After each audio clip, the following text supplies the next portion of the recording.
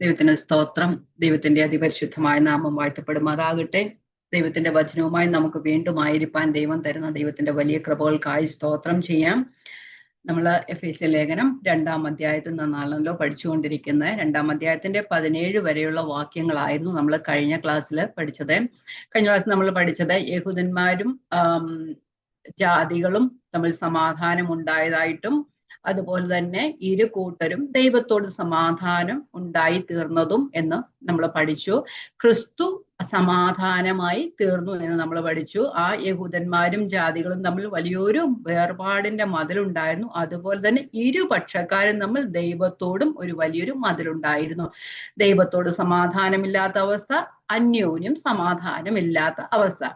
അപ്പം യഹൂദന്മാരും ജാതികളും തമ്മിലുള്ള വേർപാടിന്റെ ഒരു മതിലെന്ന് പറയുന്നത് ന്യായപ്രമാണമായിരുന്നു. അവിടെ നമ്മൾ പറഞ്ഞു ചട്ടങ്ങളും പ്രമാണങ്ങളുമായി ന്യായപ്രമാണം എന്ന ശത്രുത്വം തന്റെ ജഡത്താൽ നീക്കിയെന്ന് പറഞ്ഞു. അപ്പം ക്രൂശിന്മേൽ വെച്ച് സകല ശത്രുത്വയും കർത്താവ് ഇല്ലാതാക്കി. ന്യായപ്രമാണം എന്ന ശത്രുത എങ്ങനെയാ മാറ്റി നമ്മൾ പറഞ്ഞു? ക്രിസ്തു ന്യായപ്രമാണത്തിന്റെ അവസാനമായി തീർന്നു എന്ന് പറയുമ്പോൾ ന്യായപ്രമാണത്താൽ ഒരു വ്യക്തിക്ക് ലഭിക്കാമായിരുന്ന എല്ലാ ശിക്ഷകളും താൻ തന്റെ ശരീരത്തിലേറ്റ് നമുക്ക് വേണ്ടി പാപമായി തീർന്നു. നമ്മുടെ പാപത്തിന്റെ ശിക്ഷ ഏറ്റെടുത്ത് നമുക്ക് വേണ്ടി പാപമായി തീർന്നു. ആ ശിക്ഷയെല്ലാം നമ്മിൽ നിന്ന് മാറ്റിയിട്ട് ക്രിസ്തുവിന്റെ നീതി നമ്മിൽ കണക്കിട്ടു. അതുപോലെ തന്നെ ദൈവവും ആ ഇരുപക്ഷക്കാരും തമ്മിലുള്ള ആ ഒരു വേർപാടുണ്ടായിരുന്നു. അതുപോലെ തന്നെ ദൈവവും മനുഷ്യനും തമ്മിലുള്ള ഒരു വേർപാട്, അത് പാപമായിരുന്നു. അതും ഈ ക്രൂശിന്മേൽ വെച്ച് സകല ശത്രുത്വം, ന്യായപ്രമാണത്തിന്റെ ആ ശത്രുത്വം മാറ്റി ആ പാപത്തിന്റെ ശിക്ഷ കിട്ടാമാകുന്ന ആ അവസ്ഥയൊന്നും മാറ്റിയിട്ട് ഇരുപക്ഷക്കാരോടും യഹൂദന്മാരോടും ജാതികളോടുമുള്ള സമാധാനം ഉണ്ടാക്കുകയും അതുപോലെ ഇരു കൂട്ടരും ദൈവവുമായിട്ടുള്ള ആ ഒരു സമാധാനത്തിൽ ആയിത്തീരുകയും ചെയ്തു. ആ വേർപാടിന്റെ മതിൽ ഇടിച്ചു കളഞ്ഞിട്ട് പറഞ്ഞ ഒരു പാലം പണിതു. അപ്പൊ ആ വിശ്വസിക്കുന്ന ഏവർക്കും ക്രിസ്തു എന്ന പാലത്തിലൂടെ ദൈവത്തിങ്കലേക്ക് പ്രവേശനം ഉണ്ട്. ഇനി നാം അന്യന്മാരും പരദേശികളുമല്ല, വിശുദ്ധന്മാരുടെ സഹപൗരന്മാരും ദൈവത്തിന്റെ ഭവനക്കാരും അത്രേ. നമ്മൾ ആ 17-ാമത്തെ വാക്യത്തിൽ കണ്ടത് അവൻ വന്ന് ദൂരത്തുള്ളവർക്ക് സമാധാനവും സമീപത്തുള്ളവർക്ക് സമാധാനവും സുവിശേഷിച്ചു. യഹൂദന്മാർക്കും ജാതികൾക്കും ഒരുപോലെ ക്രിസ്തുവിനാൽ ദൈവത്തിങ്കിലേക്ക് സമാധാനം പ്രാപിച്ചു. അല്ലെ, ക്രിസ്തുവിന്റെ ഉയർത്തെഴുന്നേൽപ്പിനാൽ എല്ലാവർക്കും ദൈവത്തിങ്കിലേക്ക് വരാനുള്ളൊരു പ്രവേശനം കർത്താവ് സൃഷ്ടിച്ചു. അതാണ് നമ്മൾ കഴിഞ്ഞ ക്ലാസ്സിൽ പഠിച്ചത്. ഇനി നമുക്ക് 18-ാമത്തെ വാക്യത്തിലേക്ക് പോകാം. 18-ാമത്തെ വാക്യം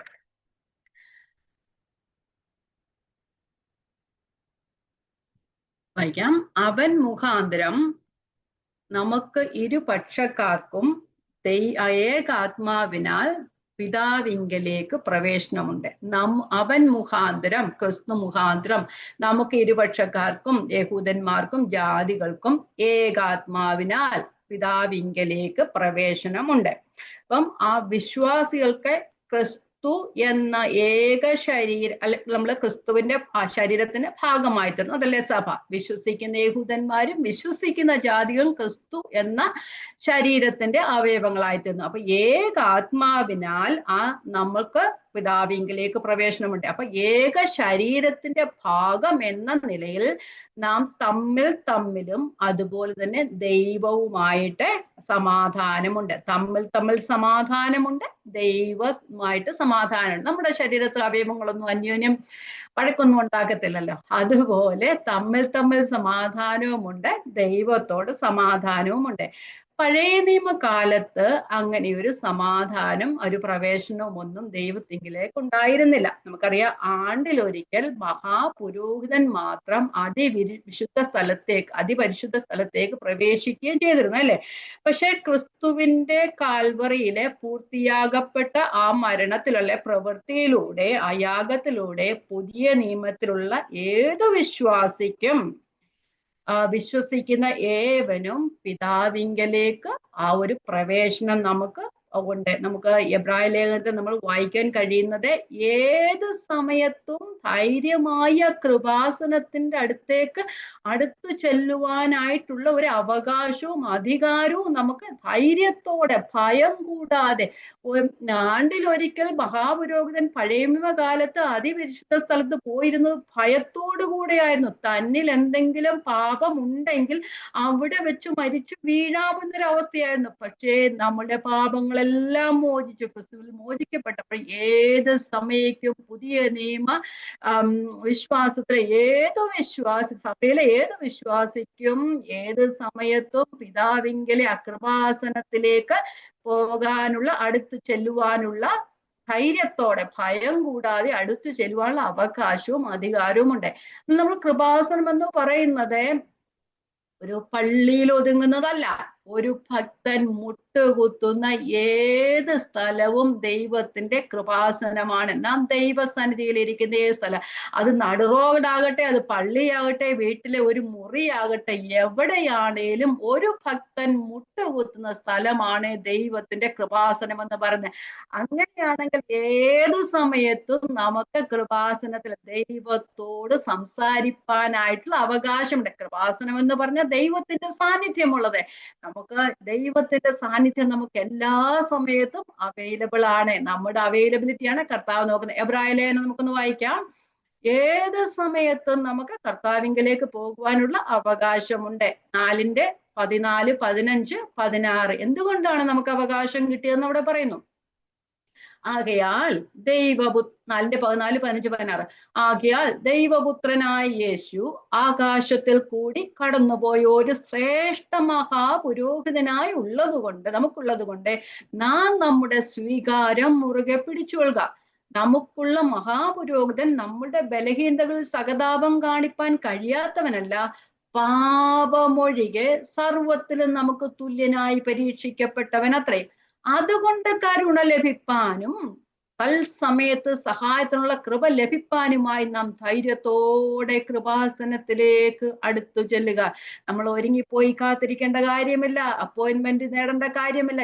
ഏത് സമയത്തും പിതാവിങ്കിലേക്ക് ധൈര്യത്തോടെ നമുക്ക് അടുത്തു ചെല്ലാം. പാപമായിരുന്നു ദൈവവും മനുഷ്യനും നമ്മളുടെ ആ ഒരു വേർതിരിന് കാരണമായത്. ക്രിസ്തു നമ്മുടെ പാപങ്ങളെയൊക്കെയും ക്രൂശിന്മേൽ വഹിച്ച് നമുക്ക് വേണ്ടി പാപമായി തീർന്നു, ശാപമായി തീർന്നു. ആ ന്യായപ്രമാണത്തിന്റെ ശാപത്തിൽ നമ്മെ വിലയ്ക്ക് വാങ്ങി നമ്മെ മക്കളും അവകാശികളുമാക്കി തീർത്തത് കൊണ്ട് ഈ ലോകത്തിലെ ഒരു പിതാവിന് തൻ്റെ മക്കൾക്ക് തൻ്റെ പിതാവിന്റെ അടുക്കിലേക്ക് പോകുവാൻ അവകാശമല്ല, നമുക്ക് സമയം ചോദിക്കേണ്ട കാര്യമില്ല. ഏത് സമയത്തും കയറി ചെല്ലാവുന്നത് പോലെ നമുക്ക് സ്വർഗീയ പിതാവിന്റെ അടുക്കിലേക്ക് ചെല്ലുവാൻ ഏത് സമയത്തും ധൈര്യത്തോട് ചെല്ലുവാനുള്ള അവകാശം നമുക്ക് ലഭിച്ചു. അപ്പം നാം മുട്ടുകുത്തുന്ന സ്ഥലം, ഒരു ഭക്തൻ മുട്ടുകുത്തുന്ന എവിടെ ഇരുന്ന് ദൈവത്തോട് അപേക്ഷിക്കുന്നു, അതാണ് ദൈവത്തിന്റെ കൃപാസനം എന്ന് പറയുന്നത്. ദൈവം ആലയങ്ങളിൽ വസിക്കുന്നില്ല, ക്രിസ്തു വസിക്കുന്നത് തന്നിൽ വിശ്വസിക്കുന്നവരുടെ ഉള്ളിലാണ്. അതുപോലെ തന്നെ ആ തന്നിൽ വിശ്വസിക്കുന്നവർ കൂടി വരുന്ന സ്ഥലത്താണ്, ദൈവ സഭയിലാണ് ദൈവം വസിക്കുന്നത്.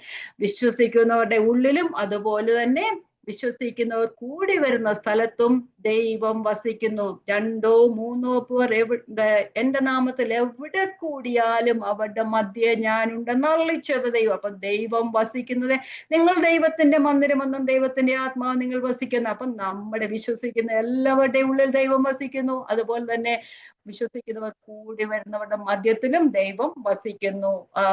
വലിയ ആരാധനാലയങ്ങളിലും ഒന്നും അല്ല ദൈവം വസിക്കുന്നത്. ദൈവം വസിക്കുന്നത് ദൈവത്തിൽ വിശ്വസിക്കുന്നവരുടെ ഇടയിലാണ് ദൈവം വസിക്കുന്നത്. നമ്മൾ പറഞ്ഞു, അവൻ മുഖാന്തരം, ആര് മുഖാന്തരം? ക്രിസ്തു മുഖാന്തരം ഏകാത്മാവിനാൽ, പരിശുദ്ധാത്മാവിനാൽ പിതാവിങ്കലേക്ക് പ്രവേശനമുണ്ട്. നമുക്ക് നമ്മുടെ ഇവിടെ തൃത്വത്തിന്റെ 3 ആളത്വങ്ങളെ നമുക്ക് കാണുവാനായിട്ട് കഴിയും. വായിക്കാം. പരിശുദ്ധാത്മാവിനാൽ ദൈവപുത്രനായ ക്രിസ്തുവിലൂടെ നമുക്ക് പിതാവായ ദൈവത്തെ സമീപിക്കുവാനായിട്ട് കഴിയും. പരിശുദ്ധാത്മാവിനാൽ ദൈവപുത്രനായ ക്രിസ്തുവിലൂടെയാണ് നാം പിതാവായ ദൈവത്തെ സമീപിക്കുന്നത്. അപ്പം ഏതു വിശ്വാസിക്കും പ്രാർത്ഥനയിലൂടെ സ്വർഗത്തിലെ സിംഹാസന മുറിയിലേക്ക് എത്തുവാനുള്ള അവകാശവും സ്വാതന്ത്ര്യവുമുണ്ട്. നമുക്ക് തുറക്കാൻ കഴിയുന്നതാണ് സ്വർഗത്തിന്റെ സിംഹാസന മുറി എന്ന് പറയുന്നത്. ദൈവത്തോട് സംസാരിക്കുമ്പോൾ സ്വർഗീയ കവാടം തുറക്കപ്പെടുന്നു. പ്രപഞ്ച സൃഷ്ടിതാവായ സർവശക്തനായ ദൈവത്തെ നാം ഇരിക്കുന്ന സ്ഥലത്തിരുന്നു കൊണ്ട് വിളിച്ചപേക്ഷിപ്പാൻ നമുക്ക് അവകാശമുണ്ട്, അധികാരമുണ്ട്. സ്വർഗസ്ഥനായ പിതാവിനെ ഏത് സമയത്തും ഏത് സ്ഥലത്തും എപ്പോഴും നമുക്ക് വിളിക്കുവാനായിട്ട് അധികാരമുണ്ട്. ഇവിടെ നമ്മൾ പ്രാർത്ഥനയിലെ ആ ക്രമവും നമുക്കിവിടെ മനസ്സിലാക്കുവാനായിട്ട് കഴിയും. ക്രിസ്തുവിലൂടെയാണ് നാം ദൈവത്തെ സമീപിക്കേണ്ടത്. അപ്പൊ ക്രിസ്തുവാണ് നമുക്കും ദൈവത്തിനും ഇടയ്ക്കുള്ള മധ്യസ്ഥൻ എന്ന് പറയുന്നത്. അത് ഏകാത്മാവിനാൽ പരിശുദ്ധാത്മാവിനാലാണ് നാം പ്രാർത്ഥിക്കുന്നത്. ക്രിസ്തുവിന്റെ നാമത്തിൽ നാം ദൈവത്തോട് പ്രാർത്ഥിക്കുകയാണ് ചെയ്യുന്നത്. നമ്മൾ പറയത്തില്ലേ, അവസാനം നമ്മൾ പ്രാർത്ഥിച്ച് നിർത്തുന്നത് എങ്ങനെയാ? ക്രിസ്തുവിന്റെ യേശുക്രിസ്തുവിന്റെ നാമത്തിൽ തന്നെ ആമേനല്ല. ആരോടാ പറഞ്ഞേ? സ്വർഗസ്ഥനായ ഞങ്ങളുടെ പിതാവേ, അങ്ങനെയല്ലേ പ്രാർത്ഥിക്കുന്നേ? അപ്പം പ്രാർത്ഥിക്കുന്നത് സ്വർഗസ്ഥനായ പിതാവിനോടാണ്. ക്രിസ്തുവിന്റെ നാമത്തിലാണ് നാം പ്രാർത്ഥിക്കുന്നത്. അതുപോലെ തന്നെ പരിശുദ്ധാത്മാവിനാലാണ് നാം പ്രാർത്ഥിക്കുന്നത്. നമ്മൾക്ക് പ്രാർത്ഥിക്കാനുള്ള ആ ഒരു പ്രചോദനം നമുക്ക് തരുന്നത് പരിശുദ്ധാത്മാവാണ്. അപ്പൊ നമ്മുടെ ഉള്ളിലിരിക്കുന്ന പരിശുദ്ധാത്മാവിന് മാത്രമേ നമുക്ക് വേണ്ടുന്ന കാര്യങ്ങളെ പറ്റി അറിയുവാനായിട്ട് കഴിയത്തുള്ളൂ. നമ്മൾ പറയും, എത്രത്തോളം നമ്മൾക്ക് ഭൗതിക ആഹാരം കഴിക്കുന്നത് പോലെ ആത്മീയമായ ആഹാരം കഴിക്കണം. എത്രത്തോളം നാം നമ്മുടെ പുറത്തെ മനുഷ്യനെ നാം എന്താ പറയുന്ന ആഹാരം കൊടുത്ത് പോറ്റുന്നത് പോലെ അകത്ത മനുഷ്യനെ നമ്മൾ ആഹാരം കൊടുത്ത് പോറ്റേണ്ടതാണ്. എത്രത്തോളം നാം ആത്മീയ കാര്യങ്ങളെ കുറിച്ച് നമ്മൾ ബോധമുള്ളവരാണോ, അത്രത്തോളം നാം ആത്മീയ വർധന പ്രാപിക്കുന്നവരാണോ, അത്രത്തോളം പരിശുദ്ധാത്മാവിനാൽ നമുക്ക് പ്രാർത്ഥിപ്പാനായിട്ട് കഴിയും. പരിശുദ്ധാത്മാവാണ് നമ്മളെ പ്രാർത്ഥിപ്പാനുള്ള ആ ഒരു എൻകറേജ്മെന്റ് തരുന്നത്. അപ്പൊ ഓൾഡ് ടെസ്റ്റ്മെന്റ് നമുക്കറിയാം, നമ്മള് എന്താ പറയാ, റോമാലേഖനം 8:26 ഇങ്ങനെ കാണുന്നു, ആത്മാവ് ഔവണ്ണം തന്നെ ആത്മാവ് നമ്മുടെ ബലഹീനതയ്ക്ക് തുണ നിൽക്കുന്നു. വേണ്ടും പോലെ പ്രാർത്ഥിക്കേണ്ടത് എന്തെന്ന് നാം അറിയുന്നല്ലോ. ആത്മാവ് തന്നെ ഉച്ചരിച്ചു കൂടാത്ത ഞരക്കങ്ങളാൽ നമുക്ക് വേണ്ടി പക്ഷപാതം ചെയ്യുന്നു. അപ്പം ദൈവത്തിന്റെ പരിശുദ്ധാത്മാവിലാണ് നാം പ്രാർത്ഥിക്കാനുള്ള പ്രചോദനം തരുന്നത് പരിശുദ്ധാത്മാവാണ്. നമ്മൾ പ്രാർത്ഥിക്കാൻ നമുക്ക് സമയം തരുന്നത് ദൈവത്തിന്റെ ആത്മാവാണ്. അതിനുവേണ്ടി നമ്മുടെ സാഹചര്യങ്ങളെ ക്രമപ്പെടുത്തി തരുന്ന ദൈവമാണ്. എല്ലാം ദൈവത്താലാണ് നടത്തുന്നത്. അല്ലെ, പ്രാർത്ഥിക്കാതിരിക്കുന്ന സമയത്ത് വേറെ എന്തെങ്കിലുമൊക്കെ നമുക്ക് ചെയ്തു പോകാം. പക്ഷെ ഇതിനൊക്കെയും സഹായിക്കുന്ന ദൈവത്തിന്റെ ആത്മാവാണ്. നമുക്ക് എന്ത് വേണമെന്ന് ദൈവത്തിനറിയാം. നമ്മൾ ആത്മീക വർധന വരുത്തുന്നതിന് ആഗ്രഹമുള്ളവരാണെങ്കിൽ അതിനു വേണ്ടിയുള്ള സാഹചര്യങ്ങളെ ദൈവം നമുക്ക് അനുകൂലമാക്കി തരും. നമ്മൾക്ക് ഈ ലോക ജീവിതത്തിന്റെ കാര്യങ്ങളാണ് നാം ചിന്തിക്കുന്നെങ്കിൽ അത്രത്തോളം സമയം നമുക്ക് കിട്ടത്തുള്ളൂ. പക്ഷെ എല്ലാവർക്കും ഒരുപോലെയാണ് ദൈവം സമയം തന്നിരിക്കുന്നത്. നാം എത്രത്തോളം ആത്മീയ കാര്യങ്ങളെ പഠിക്കുവാനായിട്ട് ആഗ്രഹിക്കുന്നു, അതിനുള്ള സമയം നമുക്ക് എതിരുകളാണ് ഉണ്ടാകുന്നത് എങ്കിൽ തന്നെയും അതിന്റെ നടുവിലും അതിനുള്ള സമയം ദൈവം നമുക്ക് ഒരുക്കി തരും. അപ്പൊ ആത്മാവിലാണ് ദൈവം എന്തൊക്കെ പ്രാർത്ഥിക്കണമെന്ന് നമുക്ക് ഓർമ്മിപ്പിച്ചു തരുന്നത് നമ്മുടെ പരിശുദ്ധാത്മാവാണ്. നാം സമീപിക്കുന്നത് പിതാവായ ദൈവത്തെയാണ്. നമുക്കറിയാം, പഴയ നിയമത്തിൽ ആരും ദൈവത്തെ പിതാവേ എന്ന് വിളിച്ചിരുന്നില്ല, അല്ലെ? പുതിയ നിയമത്തിൽ വന്നപ്പോഴാണ്, അതും ക്രിസ്തുവിന്റെ ഉയർത്തെഴുന്നേൽപ്പിന് ശേഷമാണ് പിതാവായ ദൈവത്തെ നാം പിതാവ് എന്ന് വിളിക്കുന്നത്. നമുക്കറിയാം, യേശു കർത്താവ് ഈ ലോകത്തിലായിരുന്നപ്പോൾ ശിഷ്യന്മാരോട് പറഞ്ഞു, എന്റെ പിതാവ് എന്നാ പറഞ്ഞത്, നിങ്ങളുടെ പിതാവ് എന്ന് ഒരിക്കലും പറഞ്ഞിട്ടില്ല, അല്ലെ? പക്ഷെ യേശു ക്രിസ്തുവിന്റെ പുനരുത്ഥാനത്തിന് ശേഷമാണ് കർത്താവ് പറയുന്നത്, എന്റെ പിതാവും നിങ്ങളുടെ പിതാവും. അതിന്റെ അർത്ഥം എന്ന് പറഞ്ഞാൽ, യേശു ക്രിസ്തുവിന്റെ മരണത്തിലൂടെയാണ് പിതാവായ ദൈവത്തെ, അല്ലെ ലോക സൃഷ്ടിതാവായ സർവശക്തനായ ദൈവത്തെ നമുക്ക് പിതാവ് എന്ന നിലയിൽ നമുക്ക് അവകാശത്തിലേക്കായി തീർന്നത്. നമുക്കറിയാം, യോഹന്നാന്റെ സുവിശേഷം 20:17 കർത്താവായ യേശു ക്രിസ്തു തന്റെ ഉയർത്തെഴുന്നതിന് ശേഷം മറിയോട് പറയുന്നുണ്ട്, ഇവിടെ പറയുന്നുണ്ട് എന്റെ പിതാവും നിങ്ങളുടെ പിതാവും. വായിച്ചു വിടാം. യോഹന്നാന്റെ സുവിശേഷം 20:17. യേശു അവളോട്, എന്നെ തൊടരുത്, ഞാൻ ഇതുവരെ പിതാവിന്റെ അടുക്കൽ കയറിപ്പോയിട്ടില്ല. എങ്കിലും നീ എന്റെ സഹോദരന്മാരുടെ അടുക്കൽ ചെന്ന് എന്റെ പിതാവും നിങ്ങളുടെ പിതാവും എന്റെ ദൈവവും നിങ്ങളുടെ ദൈവം. അതുവരെ നിങ്ങൾ എന്റെ ദൈവവും നിങ്ങളുടെ ദൈവവുമായിരുന്നു, എന്റെ പിതാവായിരുന്നു, കർത്താവായ യേശുക്രിസ്തുവിന്റെ പിതാവായിരുന്നു. അതിനുശേഷം നമ്മളുടെ പിതാവായി തീർന്നു. എന്റെ പിതാവും നിങ്ങളുടെ പിതാവും. യേശു ക്രിസ്തുവിന്റെ ആ കാൽവറി ക്രൂശിയിലൂടെ ആ പൂർത്തിയാകപ്പെട്ട യാഗത്തിലാണ് നാം ദൈവത്തിന്റെ മക്കളായി തീരുന്നത്. അങ്ങനെ ഒരു അവകാശത്തിലേക്ക് നാം ആയിത്തീർന്നു. അപ്പാ പിതാവേ എന്ന് വിളിക്കപ്പെടുന്ന പുത്രത്വത്തിന്റെ അവകാശത്തിലേക്ക് നമ്മൾ ആയിത്തീരുന്നു. അപ്പൊ ഏത് ഒരു ചെറിയ വിശ്വാസിയുടെയും പ്രാർത്ഥനയിൽ പിതാവായ ദൈവത്തെ വിളിക്കാം. ദൈവം നമുക്ക് ദൂരസ്ഥനായിരുന്ന ഒരു അവസ്ഥ ഉണ്ടായിരുന്നു. ഇപ്പോൾ ദൈവം നമുക്ക് സമീപസ്ഥനായിത്തീർന്നു. ദൈവം നമ്മുടെ ഹൃദയങ്ങളിലാണ് വസിക്കുന്നത്.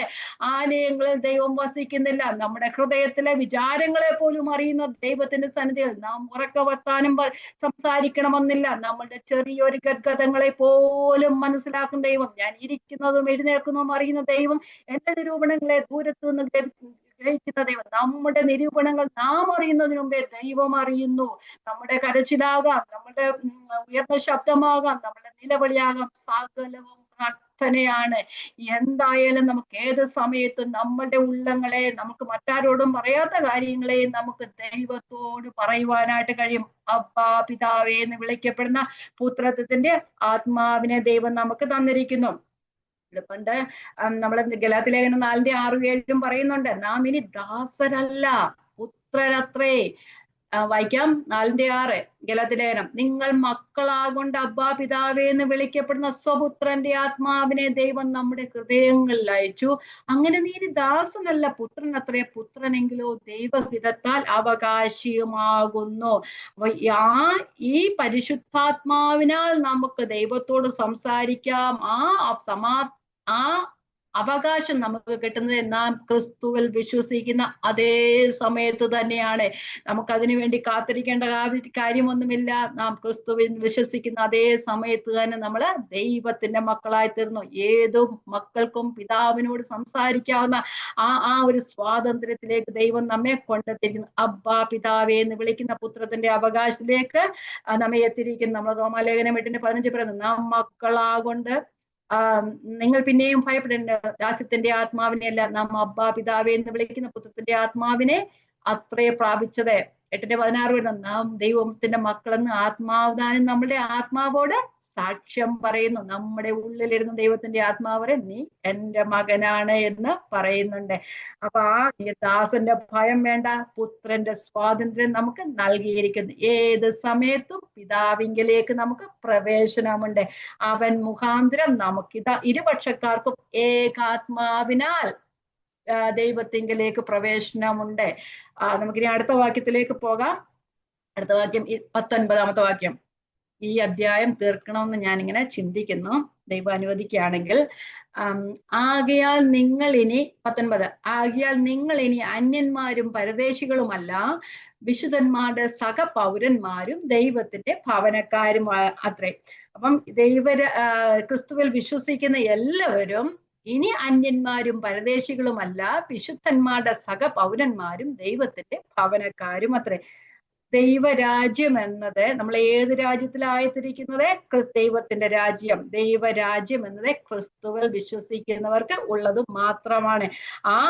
അതിൽ യഹൂദനെന്നില്ല, ജാതി എന്നില്ല, അവിടെ എന്താ പറയുക സെക്കൻഡ് സിറ്റിസൺഷിപ്പ് അങ്ങനെ ഒന്നുമില്ല. നമ്മള് ഫിലിപ്പിയ ലേഖനം 3:20-21 പറയുന്നുണ്ടല്ലോ, നാം സ്വർഗീയ വായിക്കുന്നില്ല, നമ്മൾ സ്വർഗീയ പൗരത്വമുള്ളവരാണ്, നാം സ്വർഗീയ പൗരന്മാരാണ്. ആ അവസ്ഥയിലേക്ക് നമ്മെ ഫസ്റ്റ് ക്ലാസ് സിറ്റിസൺഷിപ്പ്, ആ ഒരു പദവിയിലേക്ക് ദൈവം നമ്മളെ ആക്കി തീർത്തിരിക്കുകയാണ്. ഇനി സ്ട്രേഞ്ചേഴ്സും എന്താ പറയുക ഏലിയൻസും ഒന്നും ദൈവത്തിന്റെ രാജ്യത്തിലുള്ള എല്ലാവരും മക്കളാണ്. ദൈവമാണ് പിതാവ്, നമ്മളെല്ലാവരും ദൈവത്തിന്റെ മക്കളാണ്. അപ്പൊ നാം ദൈവത്തിന്റെ മക്കളാകുമ്പോൾ നാം അന്യോന്യം സഹോദരന്മാരും ആണ്. പണ്ട് യഹൂദന്മാർ തങ്ങൾ ദൈവത്തിന്റെ വിശുദ്ധ ജനം എന്ന് പറഞ്ഞിരുന്ന സമയത്ത് ഇപ്പൊ ആരും അന്യന്മാരും പരദേശികളുമില്ല, നമ്മളെല്ലാവരും ദൈവത്തിന്റെ ഭവനക്കാരാണ്, ദൈവത്തിന്റെ മക്കളാണ്, നാം അന്യോന്യം സഹോദരി സഹോദരന്മാരാണ്. ക്രിസ്തുവിന്റെ രക്തത്താൽ വീണ്ടെടുക്കപ്പെട്ട എല്ലാവരും ദൈവരാജ്യത്തിന്റെ ഭാഗമായി തീരുന്നു. അപ്പം വിശുദ്ധന്മാരുടെ സഹപൗരന്മാര്, ആ ദൈവഭവനത്തിലെ എല്ലാ അംഗങ്ങളും അന്യോന്യം ക്രിസ്തുവിന്റെ ശരീരത്തിന്റെ ഭാഗമാണ്, ക്രിസ്തുവിന്റെ സഹോദരങ്ങളാണ്, ദൈവത്തിന്റെ മക്കൾ ആണ്. ആ പദവിയിലേക്ക് ദൈവം നമ്മെ ആക്കിയിരിക്കുന്നു. നമുക്കറിയാം എബ്രായ ലേഖനം 6 ഇങ്ങനെ പറയുന്നു, നാം ക്രിസ്തുവിന്റെ ഭവനമാകുന്നു എന്ന് പറയുന്നുണ്ട്. വായിക്കാം. ക്രിസ്തുവോ അവന്റെ ഭവനത്തിന് അധികാരിയായ പുത്രനായിട്ട് തന്നെ പ്രത്യാശയുടെ ധൈര്യവും പ്രശംസയും നാം അവസാനത്തോളം മുറുകെ പിടിച്ചുകൊണ്ടാൽ നാം തന്നെ ക്രിസ്തുവിന്റെ ഭവനം, അവന്റെ ഭവനമാകുന്നു. നാം ക്രിസ്തുവിന്റെ ഭവനക്കാരാണ്. അപ്പൊ ദൈവത്തിന്റെ ഭവനക്കാർ എന്ന് പറയുമ്പോൾ ദൈവത്തിന്റെ ഒരു കുടുംബമുണ്ട്. അതിലെ അംഗങ്ങൾ ആരാണ്? ദൈവത്തിന്റെ ആത്മാവിനാൽ ദൈവത്തിന്റെ കുടുംബത്തിലേക്ക് ജനിക്കപ്പെട്ടവരാണ്, വീണ്ടും ജനിക്കപ്പെട്ടവരാണ്. ക്രിസ്തുവിന്റെ യാഗത്താൽ പാപങ്ങൾ കഴുകി വിശുദ്ധീകരണം പ്രാപിച്ചു മക്കളായി തീർന്ന എല്ലാവരും ദൈവഭവനത്തിലെ അംഗങ്ങളാണ്. 2 കൊരിന്ത്യർ 6:17-18 പറയുന്നു, ഞാൻ നിങ്ങൾക്ക് പിതാവും നിങ്ങൾ എനിക്ക് പുത്രന്മാരും പുത്രിമാരുമായിരിക്കും. പണ്ട് എങ്ങനെയായിരുന്നു? പഴയ നിയമകാലത്ത് നിങ്ങൾ എന്റെ ജനമാണെന്ന് പറഞ്ഞ ഇടത്തിൽ ഇപ്പോൾ പറയുന്നു നിങ്ങൾ എന്റെ പുത്രന്മാരും പുത്രിമാരുമായിരിക്കുന്നു. വായിക്കാം. 2 കൊരിന്ത്യർ 6:17. ഒരു വലിയൊരു വിശേഷപ്പെട്ട പദവിയിലേക്ക് നമ്മളായിരിക്കുന്നു. അതുകൊണ്ട് അവരുടെ നടുവിൽ നിന്ന് വേർപെട്ടിരിപ്പിനെന്ന് കർത്താവ് അരുളി ചെയ്യുന്നു, അശുദ്ധമായതൊന്നും തുടരുത്, എന്നാൽ ഞാൻ നിങ്ങളെ കൈക്കൊണ്ട് നിങ്ങൾക്ക് പിതാവും നിങ്ങൾ എനിക്ക് പുത്രന്മാരും പുത്രിമാരുമായിരിക്കും. ജനവും ദൈവവുമായിരുന്ന അവസ്ഥയിൽ നിന്ന് പിതാവും പുത്രന്മാരും പുത്രിമാരുമായിരിക്കുന്ന അവസ്ഥയിലേക്ക്. അപ്പം വീണ്ടും ജനിക്കപ്പെട്ട എല്ലാവരും ദൈവത്തിന്റെ ഭവനത്തിലെ അംഗങ്ങളാണ്. അപ്പൊ അത് ആത്മീകമായ ഒരു ഭവനം, ഇൻവിസിബിൾ ചർച്ച് എന്ന് പറയാം അല്ലെ, ആ ഒരു ഭവനത്തിലെ അംഗങ്ങളാണ് നാം എല്ലാവരും. എല്ലാ ക്രിസ്തുവിലുള്ള എല്ലാ വിശ്വാസികളും സഹോദരന്മാരാണ്. ദൈവം അവരുടെ പിതാവാണ്. നമുക്കിനി അടുത്ത വാക്യം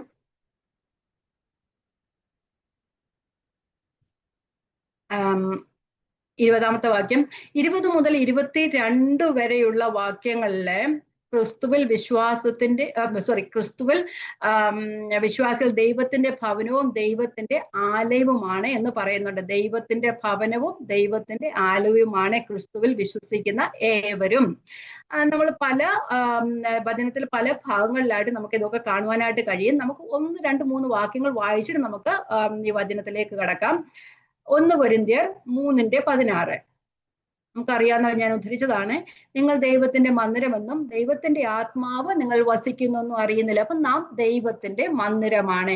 അതുപോലെ തന്നെ 1 കൊരിന്ത്യർ 6:19 പറയുന്നു, ദൈവത്തിന്റെ ദാനമായി നിങ്ങളിലിരിക്കുന്ന പരിശുദ്ധാത്മാവിന്റെ മന്ദിരമാണ് നിങ്ങളുടെ ശരീരം എന്ന് പറയുന്നുണ്ട്. അപ്പൊ അത് നമ്മള് പരിശുദ്ധാത്മാവിന്റെ മന്ദിരമാണ്. 1 കൊരിന്ത്യർ 3:16, 1 കൊരിന്ത്യർ 6:19. അതുപോലെ തന്നെ പത്രോസിന്റെ ലേഖനത്തിൽ പറയുന്നുണ്ട്, 1 പത്രോസ് 2:4 മുതൽ 5 വരെയുള്ള വാക്യങ്ങൾ പറയുന്നുണ്ട്, നമ്മൾ ആത്മീക ഗൃഹമാണ് എന്ന് പറയുന്നു. 1 പത്രോസ് 2:4, 5, 6. മനുഷ്യർ തള്ളിയതെങ്കിലും ദൈവസന്നിധിയിൽ ശ്രേഷ്ഠവും മാന്യവുമായ ജീവനുള്ള കല്ലായ അവന്റെ അടുക്കൽ വന്നിട്ട് നിങ്ങളും ജീവനുള്ള കല്ലുകൾ എന്ന പോലെ ആത്മീക ഗൃഹമായി യേശുക്രിസ്തു മുഖാന്തരം ദൈവത്തിന് പ്രസാദമുള്ള ആത്മീയ യാഗം കഴിപ്പാൻ തക്ക വിശുദ്ധ പുരോഹിത വർഗമാകേണ്ടതിന് പണിയപ്പെടും. നമ്മള് ആത്മീക ഗൃഹമാണ്. നാം യേശുക്രിസ്തു മുഖാന്തരം ദൈവത്തിന് പ്രസാദമുള്ള ആത്മീയ യാഗം കഴിപ്പാൻ തക്ക വിശുദ്ധ പുരോഹിത വർഗമായി പണിയപ്പെടുന്നു എന്ന് പറയുന്നുണ്ട്. അപ്പൊ നമ്മള് ദൈവത്തിന്റെ ഒരു ആത്മീയ ഗൃഹമാണ്, ദൈവത്തിന്റെ മന്ദിരമാണ്, പരിശുദ്ധാത്മാവിന്റെ മന്ദിരമാണ്. ആരാണ്? ക്രിസ്തുവിൽ വിശ്വസിക്കുന്ന ഏവരും. നമ്മൾ 1ഉം 2ഉം അധ്യായങ്ങളിലെ ക്രിസ്തുവിലെ വിശ്വാസികൾ ദൈവത്തിന് ആരൊക്കെയാണെന്നൊക്കെ നമ്മൾ ഇതുവരെ പഠിച്ചായിരുന്നു. 1-2 കാര്യങ്ങൾ മാത്രം പറഞ്ഞു പോകാം. 1:5 ഇങ്ങനെ പറയുന്നുണ്ട്, നാം ദൈവത്തിന്റെ പുത്രന്മാരാണ്, നാം ദൈവത്താൽ ദത്തെടുക്കപ്പെട്ടവരാണ്. 1:18 പറയുന്നു, നാം ദൈവത്തിന്റെ അവകാശമാണ് എന്ന് പറയുന്നുണ്ട്. 1:23 പറയുന്നുണ്ട്, നാം ദൈവത്തിന്റെ ശരീരമാണ്. 2:10 പറഞ്ഞു, നാം ദൈവത്തിന്റെ കൈപ്പണിയാണ്. പത്താമത്തെ വാക്യം പറഞ്ഞു, നാം ദൈവത്തിന്റെ ജനമാണ്, പിന്നെ ദൈവത്തിന്റെ സ്വർഗീയ പൗരന്മാരാണ്, നമ്മളിപ്പോ പറഞ്ഞു ദൈവത്തിന്റെ ഭവനക്കാരാണ്. 2:21 പറയുന്നു നാം ദൈവത്തിന്റെ ആലയമാണ്. അതുകൊണ്ടാണ് റോമാലേഖനം 12:1 പൗലോസ് അപ്പോസ്തലൻ പറയുന്നത്, നാം ബുദ്ധിയുള്ള ആരാധനയായിരിക്കണം. നാം തന്നെ ഭവനമാണ്, നാം ബുദ്ധിയുള്ള ആരാധനയായി ജീവനും വിശുദ്ധിയും ഉള്ളവരാണ്. അങ്ങനെ ജീവനുള്ള ആരാധനയായി ദൈവത്തിന് തീരണമെന്ന് പറയുന്നു. നമുക്ക് ഇനി 20-ാമത്തെ വാക്യത്തിൽ ലേക്ക് പോകാം. 20-ാമത്തെ വാക്യം, ക്രിസ്തുവേശു തന്നെ മൂലക്കല്ലായിരിക്കെ നിങ്ങളെ അപ്പോസ്തലന്മാരും പ്രവാചകന്മാരും എന്ന അടിസ്ഥാനത്തിന്മേൽ പണിതിരിക്കുന്നു. അപ്പം നിങ്ങളെ ആരെയാണ്? യഹൂദന്മാരും യവനന്മാരും ആ രണ്ട് കൂട്ടരെയും ഒരുമിച്ച് ഒരേ ആലയം, ഒരു അപ്പോസ്തലന്മാരും പ്രവാചകന്മാരും എന്ന അടിസ്ഥാനത്തിൽ പണിതിരിക്കും. അവിടെ ഒരു മൂലക്കല്ലുണ്ട്, അടിസ്ഥാനം ഉണ്ട്. നമുക്ക് കാണാം, നമ്മൾ ഓരോരുത്തരും ദൈവത്തിന്റെ വിശുദ്ധ മന്ദിരത്തിന്റെ കല്ലുകളായി തീർന്ന്.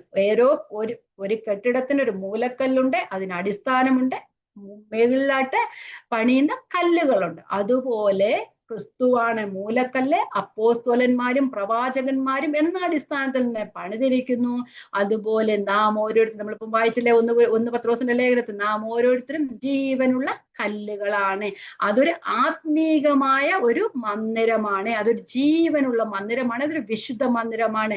ഈ ലോകത്തിൽ പണിയുന്ന കെട്ടിടങ്ങളെ പോലെ ജീവനില്ലാത്ത കല്ലുകളല്ല. യേശുവിന്റെ ഭവനം എന്ന് പറയുന്നത് ആത്മീക മന്ദിരമാണ്, അത് ഇൻവിസിബിൾ ചർച്ചാണ്. അതിന്റെ മൂലക്കല്ല് ക്രിസ്തുവാണ്, അതിന്റെ അടിസ്ഥാനം അപ്പോസ്തലന്മാരും പ്രവാചകന്മാരുമാണ്. നാം ഓരോരുത്തരും ക്രിസ്തുവിൽ വിശ്വസിക്കുന്ന ഓരോ വിശ്വാസികളും അതിന്റെ കല്ലുകളാണ്, ജീവനുള്ള കല്ലുകളാണ്. ഇവിടെ പറയുന്നു അതിന്റെ ഇവിടെ പറഞ്ഞിരിക്കുന്ന 20 മുതലുള്ള വാക്യങ്ങൾ പറഞ്ഞിരിക്കുന്ന അതിന്റെ അടിസ്ഥാനം, പ്രധാന മൂലക്കല്ല്, കല്ലുകൾ എന്നിവ അന്യോന്യം ബന്ധമുള്ളതാണ്. അത് ആ കല്ലുകൾ ക്രിസ്തു എന്ന മൂലക്കല്ലിൽ നിന്നാണ് വളർച്ച പ്രാപിക്കുന്നത് എന്ന് പറയുന്നുണ്ട്. അപ്പൊ എല്ലാവരും തമ്മിൽ ഒരുമയുള്ള യൂണിറ്റി, ആ ചർച്ചിലെ യൂണിറ്റിയൻ ചർച്ചിനെ കുറിച്ചാണ് പറയുന്നത്. അപ്പൊ നമ്മൾ എല്ലാവരും ക്രിസ്തുവിന്റെ ശരീരത്തിന്റെ ഭാഗങ്ങളാണ്, ഒരു ഭവനമാണ്. ആ ഭവനത്തിലുള്ള എല്ലാവരും ഒരേ ഐക്യത്തിലായിരിക്കുക. യൂണിറ്റിയെ കുറിച്ചാണ് പറയുന്നത്. ക്രിസ്തു എന്ന മൂലക്കല്ലിൽ നിന്ന് വളർച്ച പ്രാപിക്കുന്നു, വിശുദ്ധ മന്ദിരമാണ്. അപ്പൊ ഈ വിശുദ്ധ മന്ദിരം അപ്പോസ്തലന്മാരും പ്രവാചകന്മാരും എന്ന അടിസ്ഥാനത്തിലാണ് പണിതിരിക്കുന്നത്. ഇത് ആരെ കുറിച്ചാണ് പറയുന്നത്? പുതിയ നിയമ അപ്പോസ്തലന്മാരെ കുറിച്ചും പുതിയ നിയമ പ്രവാചകന്മാരെ കുറിച്ചുമാണ് പറയുന്നത്.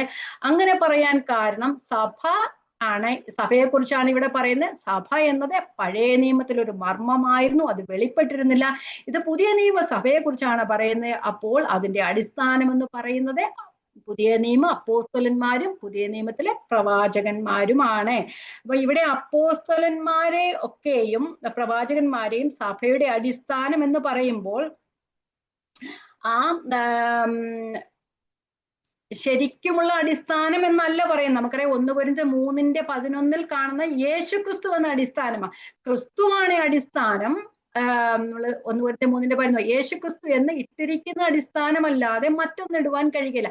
ആ യേശു ക്രിസ്തുവിലാണ് പടിയപ്പെടുന്നത്. യേശു ക്രിസ്തുവാണ് അടിസ്ഥാനം, ആ മൂലക്കല്ലാണ്. പക്ഷെ അതിന്റെ ചുറ്റും അടിത്തറയായിട്ട് അപ്പോസ്തലന്മാരും പ്രവാചകന്മാരും ആയിരിക്കുന്നു. അപ്പം ആ അപ്പോസ്തലന്മാരും പ്രവാചകന്മാരും എന്ന അടിസ്ഥാനത്തിന്റെ, ക്രിസ്തുവാണ് മൂലക്കല്ല്, ക്രിസ്തു തന്നെയാണ് അടിസ്ഥാനം. എന്നാലും അപ്പോസ്തലന്മാരും പ്രവാചകന്മാരും നമുക്ക് പറയാം അടിത്തറ എന്ന് പറയുമ്പോൾ അവരുടെ ഉപദേശങ്ങളും അവരുടെ ആ പഠിപ്പിക്കലുകളുമാണ് സഭയുടെ വളർച്ചയ്ക്ക് കാരണമായി തീരുന്നത്.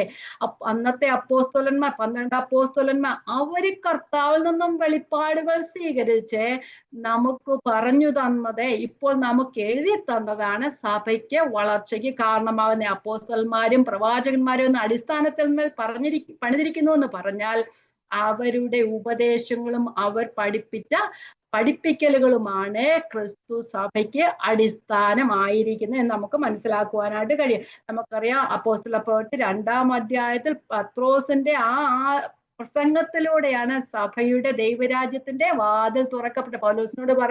പത്രോസിനോട് പറയുന്നുണ്ട്, സ്വർഗരാജ്യത്തിന്റെ താക്കോൽ ഞാൻ നിനക്ക് തന്നിരിക്കുന്നു എന്ന് പറഞ്ഞാൽ, കർത്താവായ യേശുക്രിസ്തുവിന്റെ മരണശേഷം നമ്മുടെ വിശുദ്ധ അപ്പോസ്തലന്മാർ കർത്താവിന്റെ വചനം പ്രസംഗിച്ചപ്പോൾ അവര് പ്രസംഗിച്ച സുവിശേഷം അല്ലെ വചനത്തിലൂടെയാണ് ദൈവരാജ്യത്തിലേക്ക് ആൾക്കാർ കടക്കുവാനായിട്ട് ഇടയായി തീർന്നത്. പലരും പറയുന്നുണ്ട് സ്വർഗത്തിന്റെ വാതില് താക്കോല് പത്രോസിന്റെ കയ്യിലാ തുറന്നിരിക്കുന്നത്, അവിടെ ഇടയ്ക്ക് സ്ഥലമുണ്ട്, വിശുദ്ധീകരണ സ്ഥലമൊക്കെ ഉണ്ടെന്ന്. അങ്ങനെയൊന്നുമില്ല. ആ പറഞ്ഞേക്കുന്നതിന്റെ അർത്ഥം ദൈവരാജ്യത്തിലേക്ക്, ക്രിസ്തുവിന്റെ സഭയിലേക്ക് അംഗങ്ങൾ പ്രവേശിക്കപ്പെട്ടത് പത്രോസും മുതലായ അപ്പോസ്തലന്മാരുടെ പ്രസംഗത്തോടെ, പത്രോസിന്റെ കന്യ പ്രസംഗത്തിലൂടെയാണ് ആദ്യമായി വിശ്വസിച്ച് ദൈവരാജ്യത്തിലേക്ക് ഉണ്ടാകുവാനായിട്ട് കാരണമായത്. അനേകം ദൈവസഭയുടെ അംഗങ്ങളായിത്തീരും. നമുക്ക് കാണാം 2000, 3000, 5000, പിന്നെ എണ്ണിക്കൂടാതെ വണ്ണം ഒരു സംഘം, ഒരു ആൾക്കാർ സഭയോട് ചേർന്നതാണ് നമ്മൾ പഠിക്കുന്നത്, വചനത്തിൽ പഠിക്കുന്നത്. അനേകർ ദൈവത്തിങ്കിലേക്ക് കടന്നു വരുവാനായിട്ട് ഇടയായി തീർന്നു.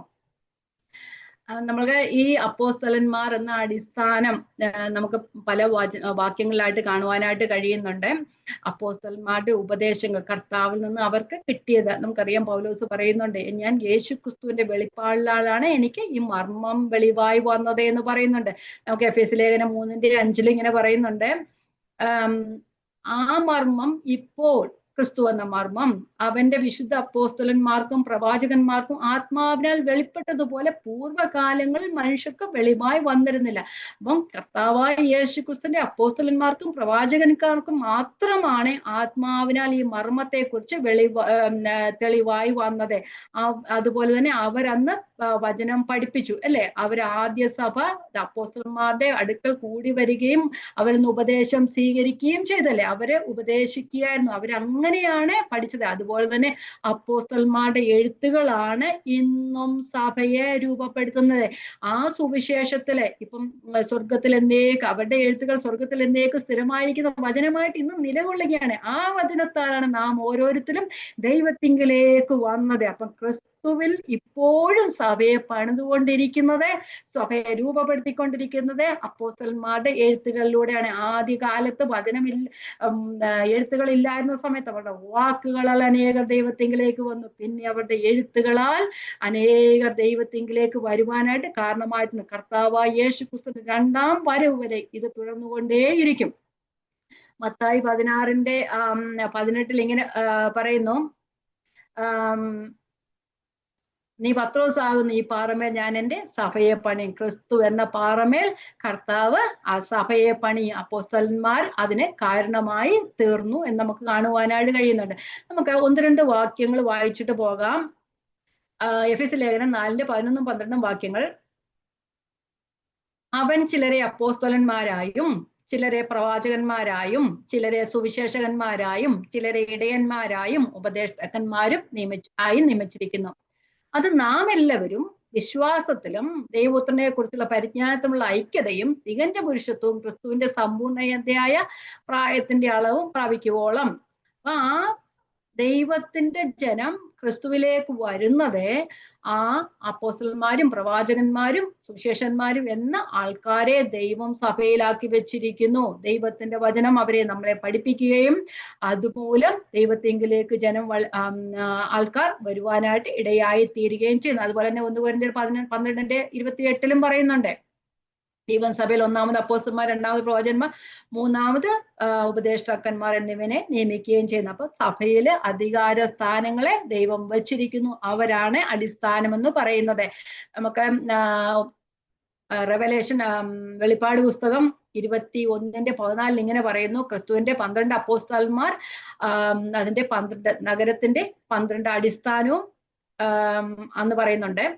വായിക്കാം. വെളിപ്പാട് പുസ്തകം 21:14. നഗരത്തിന്റെ വാതിലിന് 12 അടിസ്ഥാനവും അതിൽ കുഞ്ഞാടിന്റെ 12 അപ്പോസ്തലന്മാരുടെ 12 പേരുമുണ്ട്, അടിസ്ഥാനമെന്ന് പറയുന്നുണ്ട്. ഇത് പുതിയ നിയമ അപ്പോസ്തലന്മാര് ആണ് എന്ന് നമുക്ക് മനസ്സിലാക്കുവാനായിട്ട് കഴിയും. അപ്പം അവരെ അടിസ്ഥാനമെന്ന് പറയാൻ കാര്യം ക്രിസ്തുവിനെയും സഭയെയും കുറിച്ചുള്ള മകൾ സത്യങ്ങൾ നമുക്ക് പറഞ്ഞു തന്നത് അവരാണ്. അവരുടെ ഉപദേശത്തിലാണ് സഭ ഉണ്ടായത്.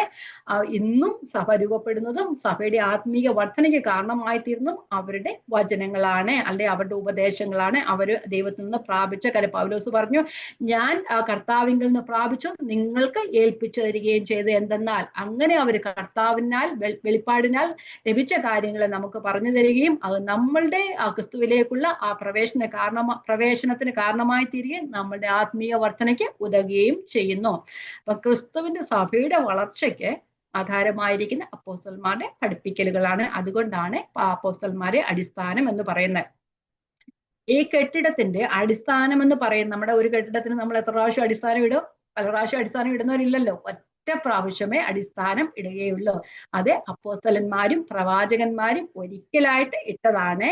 അപ്പൊ നമുക്ക് പുതിയ നിയമ രേഖകളിലൂടെയൊക്കെ നമ്മള് ആ പുതിയ നിയമത്തിന്റെ എഴുത്തുകളിലൂടെയൊക്കെ നമുക്ക് ആ ഒരിക്കൽ ഇട്ടിരിക്കുന്നതാണ്. അതിലൂടെയൊക്കെയാണ് ഇപ്പോഴും ജനങ്ങൾ ദൈവത്തിങ്കിലേക്ക് വരുന്നത്. പക്ഷെ ഇപ്പോഴും ഈ യുഗത്തിലും അപ്പോസ്തലന്മാരും പ്രവാചകന്മാരും ഉണ്ട്. പക്ഷെ ആ അപ്പോസ്തലന്മാരെയും പ്രവാചകന്മാരെയും കുറിച്ച് പറഞ്ഞതല്ല അന്ന് കർത്താവിന്റെ അപ്പോസ്തലന്മാര് ആ ഇട്ട അടിസ്ഥാനമാണ് എന്ന് പറയുന്നത്. അപ്പൊ അവർക്ക് നമുക്കറിയാം, അവർക്ക് കൊടുത്ത അധികാരമാണ് ഏറ്റവും വലിയ ആ ഒരു ഫസ്റ്റ് ഹാൻഡ് അപ്പോസ്റ്റൽസ് ആയിരുന്നു അവരല്ലേ. ക്രിസ്തുവിനാൽ നേരിട്ട് തെരഞ്ഞെടുക്കപ്പെട്ടവരായിരുന്നു. അവർക്ക് ദൈവത്തിന്റെ ആ വലിയൊരു അധികാരത്തോടെയാണ് അവരെ അയച്ചത്. അതുകൊണ്ട് അവരാണ് അടിസ്ഥാനമിട്ടത്. ഇപ്പോഴും അപ്പോസ്തലന്മാരും പ്രവാചകന്മാരും ഒക്കെ ഉണ്ടെങ്കിലും മറ്റുള്ള 12 അപ്പോസ്തലന്മാരെ പോലെ പൗലോസും അക്കൂട്ടത്തിൽ ഉൾപ്പെടുന്നു. പക്ഷെ അവരെ പോലെയുള്ള ആ ഒരു അധികാരങ്ങൾ ഇപ്പോഴുള്ളവർക്കില്ല. ആ പഴയ അപ്പോസ്തലൻ അല്ലെങ്കിൽ കർത്താവായ യേശുക്രിസ്തുവിന്റെ 12 അപ്പോസ്തലന്മാരാണ് അടിസ്ഥാനം എന്ന് പറയുന്നത്. അപ്പൊ ഇപ്പോഴും ഉണ്ട് സഭയിൽ അപ്പോസ്തല ശുശ്രൂഷയും പ്രവചന ശുശ്രൂഷയും. പക്ഷെ എങ്കിലും ആദ്യകാലം അപ്പോസ്തലന്മാരുടെ ഗണത്തിലായിരുന്നില്ല അല്ല അവരോരോരുത്തരും. അപ്പൊ അവർക്ക് പ്രത്യേക ഒരു അധികാരം നൽകപ്പെട്ടിരുന്നു. അപ്പൊ നമ്മൾ പറയാം, ഇപ്പൊ അപ്പോസ്തലന്മാരും പ്രവാചകനും ഒക്കെ ഉണ്ട്, അവരുടെ എന്താ എഴുത്തുകൾ അവരെഴുതുന്നില്ലേ? അവരൊക്കെ എഴുതുന്നുണ്ട്. എഴുതുന്നവരെ എന്താ ദൈവത്തിന്റെ വചനത്തോട് കൂട്ടിച്ചേർക്കാത്തത്?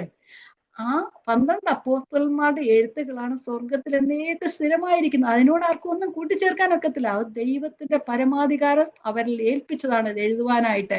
അതുകൊണ്ട് അതിനോട് ഇനി ആർക്കും കൂട്ടിച്ചേർക്കാനും ഒക്കത്തില്ല, അതിനോടൊന്നും കുറച്ച് കളവാനും ഒക്കത്തില്ല. ദൈവത്തിന് സ്തോത്രം. അപ്പം നമ്മള് ആ അപ്പോസ്തലന്മാരുടെയും പ്രവാചകന്മാരുടെയും എഴുത്തുകളാണ് അടിസ്ഥാനം. യേശുക്രിസ്തു മന്ദിരത്തിന്റെ അടിസ്ഥാനം മാത്രമല്ല, മൂലക്കല്ല് കൂടിയാണ്. അപ്പം മൂലക്കല്ല് നമുക്കറിയാം, ഒരു മൂലക്കല്ല്, കെട്ടിടത്തിന്റെ മൂലക്കല്ല് എന്ന് പറയുന്നത് അതിന്റെ ഏറ്റവും പ്രധാനപ്പെട്ട കല്ലുകളാണ്. ആ കെട്ടിടം മുഴുവനും ആ കല്ലിലാണ് അടിസ്ഥാനപ്പെട്ടിരിക്കുന്നത്. ആ കല്ല് മാറ്റി കളഞ്ഞാൽ കെട്ടിടം താഴെ വീഴും. അപ്പൊ ആ മൂലക്കല്ലാണ് ആ മൊത്ത ഭവനത്തിന്റെ അടിസ്ഥാനം ആയിട്ടിരുന്ന ക്രിസ്തു എന്ന മൂലക്കല്ലിന്മേൽ അപ്പോസ്തലന്മാർ പ്രവാചകന്മാർ എന്ന അടിസ്ഥാനത്തിന്മേൽ പണിതിരിക്കുന്നു. നമുക്കറിയാം, മൂലക്കല്ല് ക്രിസ്തുവാണ്, അതിന്റെ ചുറ്റും പണിതിരിക്കുന്ന അടിത്തറയാണ് പ്രവാചകന്മാരും അപ്പോസ്തലന്മാരും എന്ന് നമുക്ക് പറയുവാനായിട്ട് കഴിയും. പെട്ടെന്ന് മനസ്സിലാക്കാൻ വേണ്ടി ഞാൻ അങ്ങനെ പറഞ്ഞതേ ഉള്ളൂ. നമുക്കറിയാം 1 പത്രോസ് 2:6 ഇവിടെ പറയുന്നുണ്ട്, ഞാൻ ശ്രേഷ്ഠവും മാന്യവുമായ ഒരു കല്ല് സിയോനിൽ ഇട്ടുന്നു, അവരിൽ അത് ആരാണ്? ഞാൻ ശ്രേഷ്ഠവും മാന്യവുമായ ഒരു മൂലക്കല്ല് ഏറ്റവും പ്രധാനമായ കല്ല്, അത് ക്രിസ്തു എന്ന മൂലക്കല്ല് ആണ്. യെശയ്യാവിന്റെ പുസ്തകത്തിൽ നിന്നുള്ള കൊട്ടേഷൻ ആണ് അത്.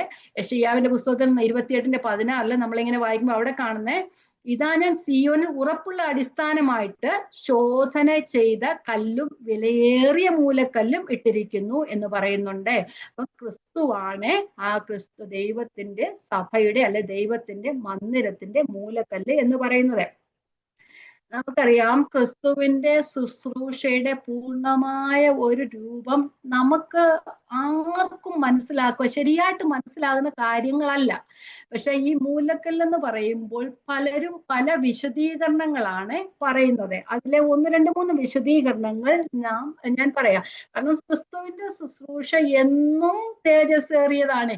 അത് ദൈവം നമുക്ക് മനസ്സിലാക്കി തരുന്ന കാര്യങ്ങൾ മാത്രമേ നമുക്ക് മനസ്സിലാക്കുവാനായിട്ട് കഴിയത്തുള്ളൂ. കർത്താവ് ഭൂമിയിലേക്ക് ഒന്ന് മരിച്ചടക്കപ്പെട്ടു എന്നൊക്കെ നമ്മൾ പറയുന്നെങ്കിലും അതിനും വലിയൊരു ശുശ്രൂഷ ദൈവത്തിന് എപ്പോഴും ഉണ്ടായിരുന്നു, അല്ലെ? ക്രിസ്തു ആ ഇൻഫിനൈറ്റ് ആയിട്ടുള്ള ഒരു കർത്താവ് ഇവിടെ ലിമിറ്റഡ് ആയ ഒരു ശരീരത്തിൽ വന്ന് നമുക്ക് വേണ്ടി പാവമായി തീർന്നു.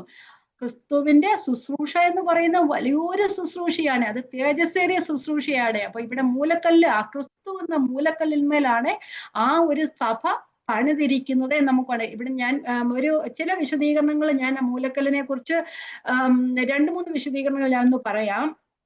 ചിലർ പറയുന്നത് കെട്ടിടത്തിന്റെ മുൻവശത്തെ മൂലയിൽ താഴ്ത്തിയിട്ടിരിക്കുന്ന ഒരു കല്ലാണ് മൂലക്കല്ല് എന്ന് പറയുന്നുണ്ട്.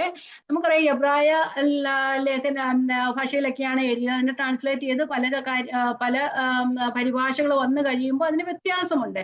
അപ്പം ചിലർ പറയുന്നത് അത് മൂലക്കല്ല് എന്ന് പറഞ്ഞാൽ നമ്മുടെ നമുക്കറിയാലോ കെട്ടിടത്തിന്റെ ആദ്യം ഇടുന്ന കല്ല, മൂലയിലിടുന്ന കല്ലാണ് മൂലക്കല്ല് എന്ന് പറയുന്നത്. അപ്പൊ ആ കല്ലുകളാണ് ആ മറ്റുള്ള കല്ലുകളെ തമ്മിൽ കൂട്ടിച്ചേർക്കുന്നതും അതിനെ അടിസ്ഥാനമായി നിൽക്കുന്നതും. അപ്പൊ അത് കാണുന്നത് സഭയുടെ ഒരു കൂട്ടായ്മ, ക്രിസ്തുവിന്റെ സഭയിലെ ഓരോ അംഗങ്ങളും കൂട്ടായ്മയിൽ വസിക്കുന്നു എന്നതിനെയാണ് അവിടെ കാണിക്കുന്നത്. ചിലർ പറയുന്നത് കെട്ടിടത്തിന്റെ ആണിക്കല്ലാണ് എന്ന് പറയുന്നുണ്ട്. അപ്പം ആണിക്കൽ എന്ന് പറയുമ്പോൾ നമുക്കറിയാം ഏറ്റവും മുകളിലുള്ള കല്ലാണ് ആണിക്കല്ല് എന്ന് പറയുന്നത്. അത് കെട്ടിടത്തിന്റെ മറ്റ് കല്ലുകളെ എല്ലാം ബന്ധിപ്പിച്ചിരിക്കുകയാണ് ചെയ്യുന്നത്. അപ്പൊ കെട്ടിടത്തിന്റെ ഏറ്റവും മുകളിലുള്ളതും മറ്റ് കല്ലുകളെ താങ്ങി ഉറപ്പിക്കുന്നതുമായ ആണിക്കല്ലാണ് ആ തർജ്ജിമ ചെയ്തപ്പം മൂലക്കല്ല് എന്ന് പറഞ്ഞിരിക്കുന്നതായിട്ട് പറയുന്നുണ്ട്. അപ്പൊ നമുക്കറിയാം ക്രിസ്തു സഭയിൽ അനിവാര്യനാണ്, ഏറ്റവും മുകളിൽ ഇരിക്കുന്നതാണ് ക്രിസ്തു എന്ന് പറയുന്നത്. അതുപോലെ തന്നെ ചിലർ പറയുന്നുണ്ട് ഒരു പിരമിഡിന്റെ ഏറ്റവും മുകളിൽ വെച്ചിരിക്കുന്ന കല്ലാണ് ആ മൂലക്കല്ല് എന്ന് പറയുന്നത്. ട്രാൻസ്ലേറ്റ് ചെയ്തപ്പോ ഇങ്ങനെ മൂലക്കല്ല് എന്ന് പറഞ്ഞെങ്കിലും ആ ആദ്യത്തെ ട്രാൻസ്ലേഷൻ ആദ്യത്തെ എഴുത്തില് ഒരു പിരമിഡിന്റെ ഏറ്റവും മുകളിൽ വച്ചിരിക്കുന്ന കല്ലാണെന്ന് പറയുന്നത്. അപ്പൊ ഏറ്റവും മുകളിൽ വച്ചിരിക്കുന്ന കല്ലാകുമ്പോൾ ആ കല്ലിന് സമമായി വേറൊരു കല്ലുമില്ല അല്ലെ. അതിന്റെ രൂപവും അതിന്റെ വലിപ്പവും അനുസരിച്ചായിരിക്കും ആ പിരമിഡിന്റെ വലിപ്പവും അതുപോലെ തന്നെ മറ്റു കല്ലുകളുടെ സ്ഥാനവും അതിന്റെ രൂപരേഖയും ഒക്കെ എന്ന് പറയുന്നത് ഏറ്റവും മുകളിലിരിക്കുന്ന കല്ലിനെ ആശ്രയിച്ചായിരിക്കും. അതുകൊണ്ട് ക്രിസ്തുവിനെ ആശ്രയിച്ചാണ്, അല്ലെ ക്രിസ്തുവിലാണ് ഈ സഭ രൂപപ്പെട്ടിരിക്കുന്ന, ക്രിസ്തുവിനെ ആശ്രയിച്ചാണ് സഭയുടെ വലിപ്പവും രൂപവും എല്ലാം ഒരു അർത്ഥവും ഒക്കെ ഉണ്ടാകുന്നത്. സഭയിൽ നിന്ന് ക്രിസ്തുവിനെ ഒരു ഒരു ഭവനത്തിൽ നിന്ന് അല്ലെ ഒരു കെട്ടിടത്തിൽ നിന്ന് മൂലക്കല്ല് മാറ്റിയാൽ ഒന്നുമില്ലാത്തത് ഇടിഞ്ഞു പോകുന്നത് പോലെ സഭയിൽ നിന്ന് ക്രിസ്തുവിനെ മാറ്റിയാലും അത് പൊട്ടിപ്പോകും, അത് ഇടിഞ്ഞു പോകും. ക്രിസ്തുവിലാണ് മൂലക്കല്ലാണ്, ക്രിസ്തുവിലാണ് സഭ പണിതിരിക്കുന്നത്. അപ്പൊ ക്രിസ്തു മൂലക്കല്ലായിരിക്കുന്ന സഭയാണ് യഥാർത്ഥ സഭ എന്ന് പറയുന്നത്. സഭയിൽ നിന്നും ക്രിസ്തുവിനെ മാറ്റിയാൽ പിന്നെ കെട്ടിടം കാണുമായിരിക്കും, പക്ഷെ ഒരു ആത്മീയമായ സഭ അവിടെ ഇല്ല എന്ന് നമുക്ക് മനസ്സിലാക്കുവാൻ കഴിയും. ഓക്കെ, നമുക്ക് പുതിയ നിയമ സഭയിലെ പുതിയ നിയമ അപ്പോസ്തലന്മാർക്ക് ക്രിസ്തുവിൽ നിന്ന് ഡയറക്റ്റ് ആയിട്ടുള്ള കമ്മീഷനിങ്ങും കിട്ടി. അവരെ ചിലരെ തിരുവെഴുത്തുകൾ എഴുതുന്നതിനായി ഉപയോഗിച്ചു. അവരുടെ ഉപദേശങ്ങളും എഴുത്തുകളും സഭയെ പണിയുന്നതിനും അതുപോലെ ഉറപ്പിക്കുന്നതിനും സഭയുടെ ആത്മീക വർധനയ്ക്കും ഇന്നും ഉപയോഗിച്ചുകൊണ്ടേയിരിക്കുന്നു. അന്ന് ഉപയോഗിച്ചു, ഇന്നും ഉപയോഗിച്ചുകൊണ്ടേയിരിക്കുന്നു. ഞാൻ പറഞ്ഞതുപോലെ ക്രിസ്തുവിന്റെ വരവ് വരെ ജാതികളുടെ പൂർണ്ണസംഖ്യ ചേരുവോളം അത് തുടർന്നുകൊണ്ടേയിരിക്കും. അപ്പം എന്നേക്കും സ്വർഗത്തിൽ സ്ഥിരമായിരിക്കുന്ന വചനമാണ് അവരുടെ എഴുത്തുകൾ എന്ന് പറയുന്നത്. ആ സഭയിലാണ് നാം ആയിരിക്കുന്നത്. ഓരോ വിശ്വാസികളും ക്രിസ്തുവെന്ന മൂലക്കല്ലിലും പ്രവാചകന്മാരും അപ്പോസ്തലന്മാരും എന്ന അടിസ്ഥാനത്തിലും പണിയപ്പെട്ടവരാണ്. അതിന്റെ മുകളിൽ ഓരോ കല്ലുകളായി ഓരോ ദിവസവും ഓരോ വിശ്വാസിയും ആയിക്കൊണ്ടേയിരിക്കുന്നു. എല്ലാ സഭയിലെ എല്ലാ അംഗങ്ങളും ആ മൂലക്കല്ലിലും അതുപോലെ തന്നെ അപ്പോസ്തലന്മാർ പ്രവാചകന്മാർ എന്ന അടിസ്ഥാനത്തിലുമാണ് ജീവിക്കുന്നത് എന്ന് പറഞ്ഞു കഴിഞ്ഞാൽ ആ അടിസ്ഥാനങ്ങൾ മാറ്റിക്കഴിഞ്ഞാൽ ഒന്നുമില്ല. ക്രിസ്തുവിനെ മാറ്റിക്കഴിഞ്ഞാൽ ഒന്നുമില്ല. അപ്പോസ്തലന്മാരുടെ ഉപദേശങ്ങളും സഭയിൽ നിന്ന് മാറ്റിക്കഴിഞ്ഞാൽ വേറെ ഒന്നുമില്ല. സഭ നിൽക്കുന്നതേ ഇല്ല. പറഞ്ഞതുപോലെ കെട്ടിടം മാത്രമായിരിക്കും നിൽക്കുന്നത്. ആത്മീയമായ അവിടെ സഭയില്ല, ദൈവം അതിൽ വസിക്കുന്നില്ല. സഭയിൽ നിന്ന് ക്രിസ്തുവിനെ മാറ്റിയാൽ വെറും ശൂന്യമായ ആടുകളുടെ ഒരു കൂട്ടം മാത്രമായിരിക്കും. അവിടെ ക്രിസ്തു വസിക്കുന്നില്ല. ദൈവത്തിന്റെ ഉപദേശങ്ങൾ നിലനിൽക്കുന്നിടത്ത് മാത്രമേ ക്രിസ്തു വസിക്കുകയുള്ളൂ. ആ ഗുഡ് ന്യൂസ് ഇപ്പോഴും ആ സുവിശേഷമായി ഇപ്പോഴും പ്രചരിച്ചുകൊണ്ടേ ഇരിക്കുന്നു. നമുക്ക് അപ്പോസ്തല പ്രവൃത്തികൾ 2:42 പറയുന്നുണ്ട്, സഭ ആദ്യകാലത്ത് കൂടി വന്നപ്പോൾ അവർ അപ്പോസ്തലന്മാരുടെ ഉപദേശം കേട്ടും കൂട്ടായ്മ ആചരിച്ചും അപ്പം നുറുക്കിയും പ്രാർത്ഥന കഴിച്ചു പോന്നു. അന്നും അപ്പോസ്തലന്മാരുടെ ഉപദേശങ്ങളായിരുന്നു സഭയ്ക്ക് അടിത്തറയായിരുന്നു. ഇന്നും അത് തന്നെയാണ് അടിത്തറ ആയിരിക്കുന്നത് നമുക്ക് പറയാനായിട്ട് കഴിയും. അപ്പം കർത്താവിന്റെ വചനം വിശ്വസിക്കാത്തവർക്ക് ദൈവമില്ല. അവര് ദൈവത്തിന്റെ സഭയിലെ അംഗങ്ങളല്ല. ദൈവത്തിന്റെ വചനം അനുസരിക്കാത്തവർ ദൈവത്തെ തിരസ്കരിക്കുന്നവരാണ്. 1 കൊരിന്ത്യർ 14:36 മുതൽ 38 വരെയുള്ള വാക്യങ്ങൾ. 1 കൊരിന്ത്യർ 14:36 മുതൽ 38 വരെയുള്ള വാക്യങ്ങൾ. ദൈവവചനം നിങ്ങളുടെ ഇടയിൽ നിന്ന് പുറപ്പെട്ടത് അല്ല, നിങ്ങൾക്ക് മാത്രമോ വന്നത്. താൻ പ്രവാചകനെന്നോ ആത്മീയനെന്നോ ഒരുത്തിന് തോന്നുന്നു എങ്കിൽ ഞാൻ നിങ്ങൾക്ക് എഴുതുന്നത് കർത്താവിന്റെ കൽപ്പനയാകുന്നു എന്ന് അവൻ അറിഞ്ഞുകൊള്ളട്ടെ. പൗലോസ് അന്ന് എഴുതിയപ്പോഴും പൗലോസിന് അറിയാമായിരുന്നു ഇത് തിരുവെഴുത്തിന്റെ ഭാഗമാകുന്നു. ഞാൻ നിങ്ങൾക്ക് എഴുതുന്നത് കർത്താവിന്റെ കൽപ്പന എന്ന് അവൻ അറിഞ്ഞുകൊള്ളട്ടെ. ഒരുവൻ അറിയുന്നില്ലെങ്കിൽ അവൻ അറിയാതിരിക്കട്ടെ. അപ്പൊ അറിയാത്തവര് ദൈവത്തെ, ക്രിസ്തുവിനെ, അപ്പോസ്തലന്മാരുടെ കൽപ്പനകൾ അല്ലെങ്കിൽ അതിന് അനുസരിക്കാത്തവരെ ക്രിസ്തുവിനെ ത്യജിക്കുന്നവരാണ്. ആ സഭയുടെ അംഗങ്ങളല്ല. അതുപോലെ നമ്മൾ ഗലാത്യ ലേഖനത്തിൽ പറയുന്നു 1:9 മുതൽ 11 വരെയുള്ള വാക്യങ്ങൾ പറയുന്നുണ്ട്, ഞങ്ങൾ അറിയിച്ച സുവിശേഷം, ഞാൻ വായിക്കുന്നില്ല, ഗലാത്യ ലേഖനം 1:9 മുതൽ 11, ഞങ്ങൾ അറിയിച്ച സുവിശേഷത്തിന് വിപരീതമായി ഞങ്ങളോ സ്വർഗത്തു നിന്ന് ദൂതനോ വന്ന് നിങ്ങളെ സുവിശേഷം അറിയിച്ചാലും അവൻ ശപിക്കപ്പെട്ടവൾ. ഞങ്ങൾ ഈ പറഞ്ഞ സുവിശേഷമാണ്, ദൈവത്തിന്റെ കൽപ്പനയാണ്. അതിന് വിപരീതമായി ഒരു സുവിശേഷവുമില്ല. ആരെങ്കിലും അതിന് വിപരീതമായി സുവിശേഷം അറിയിച്ചാൽ അവർ ശപിക്കപ്പെട്ടവർ എന്ന് എഴുതിയിരിക്കുന്നു. ഓക്കെ, നമുക്ക് കർത്താവായ യേശു ക്രിസ്തു തന്റെ ശിഷ്യന്മാരെ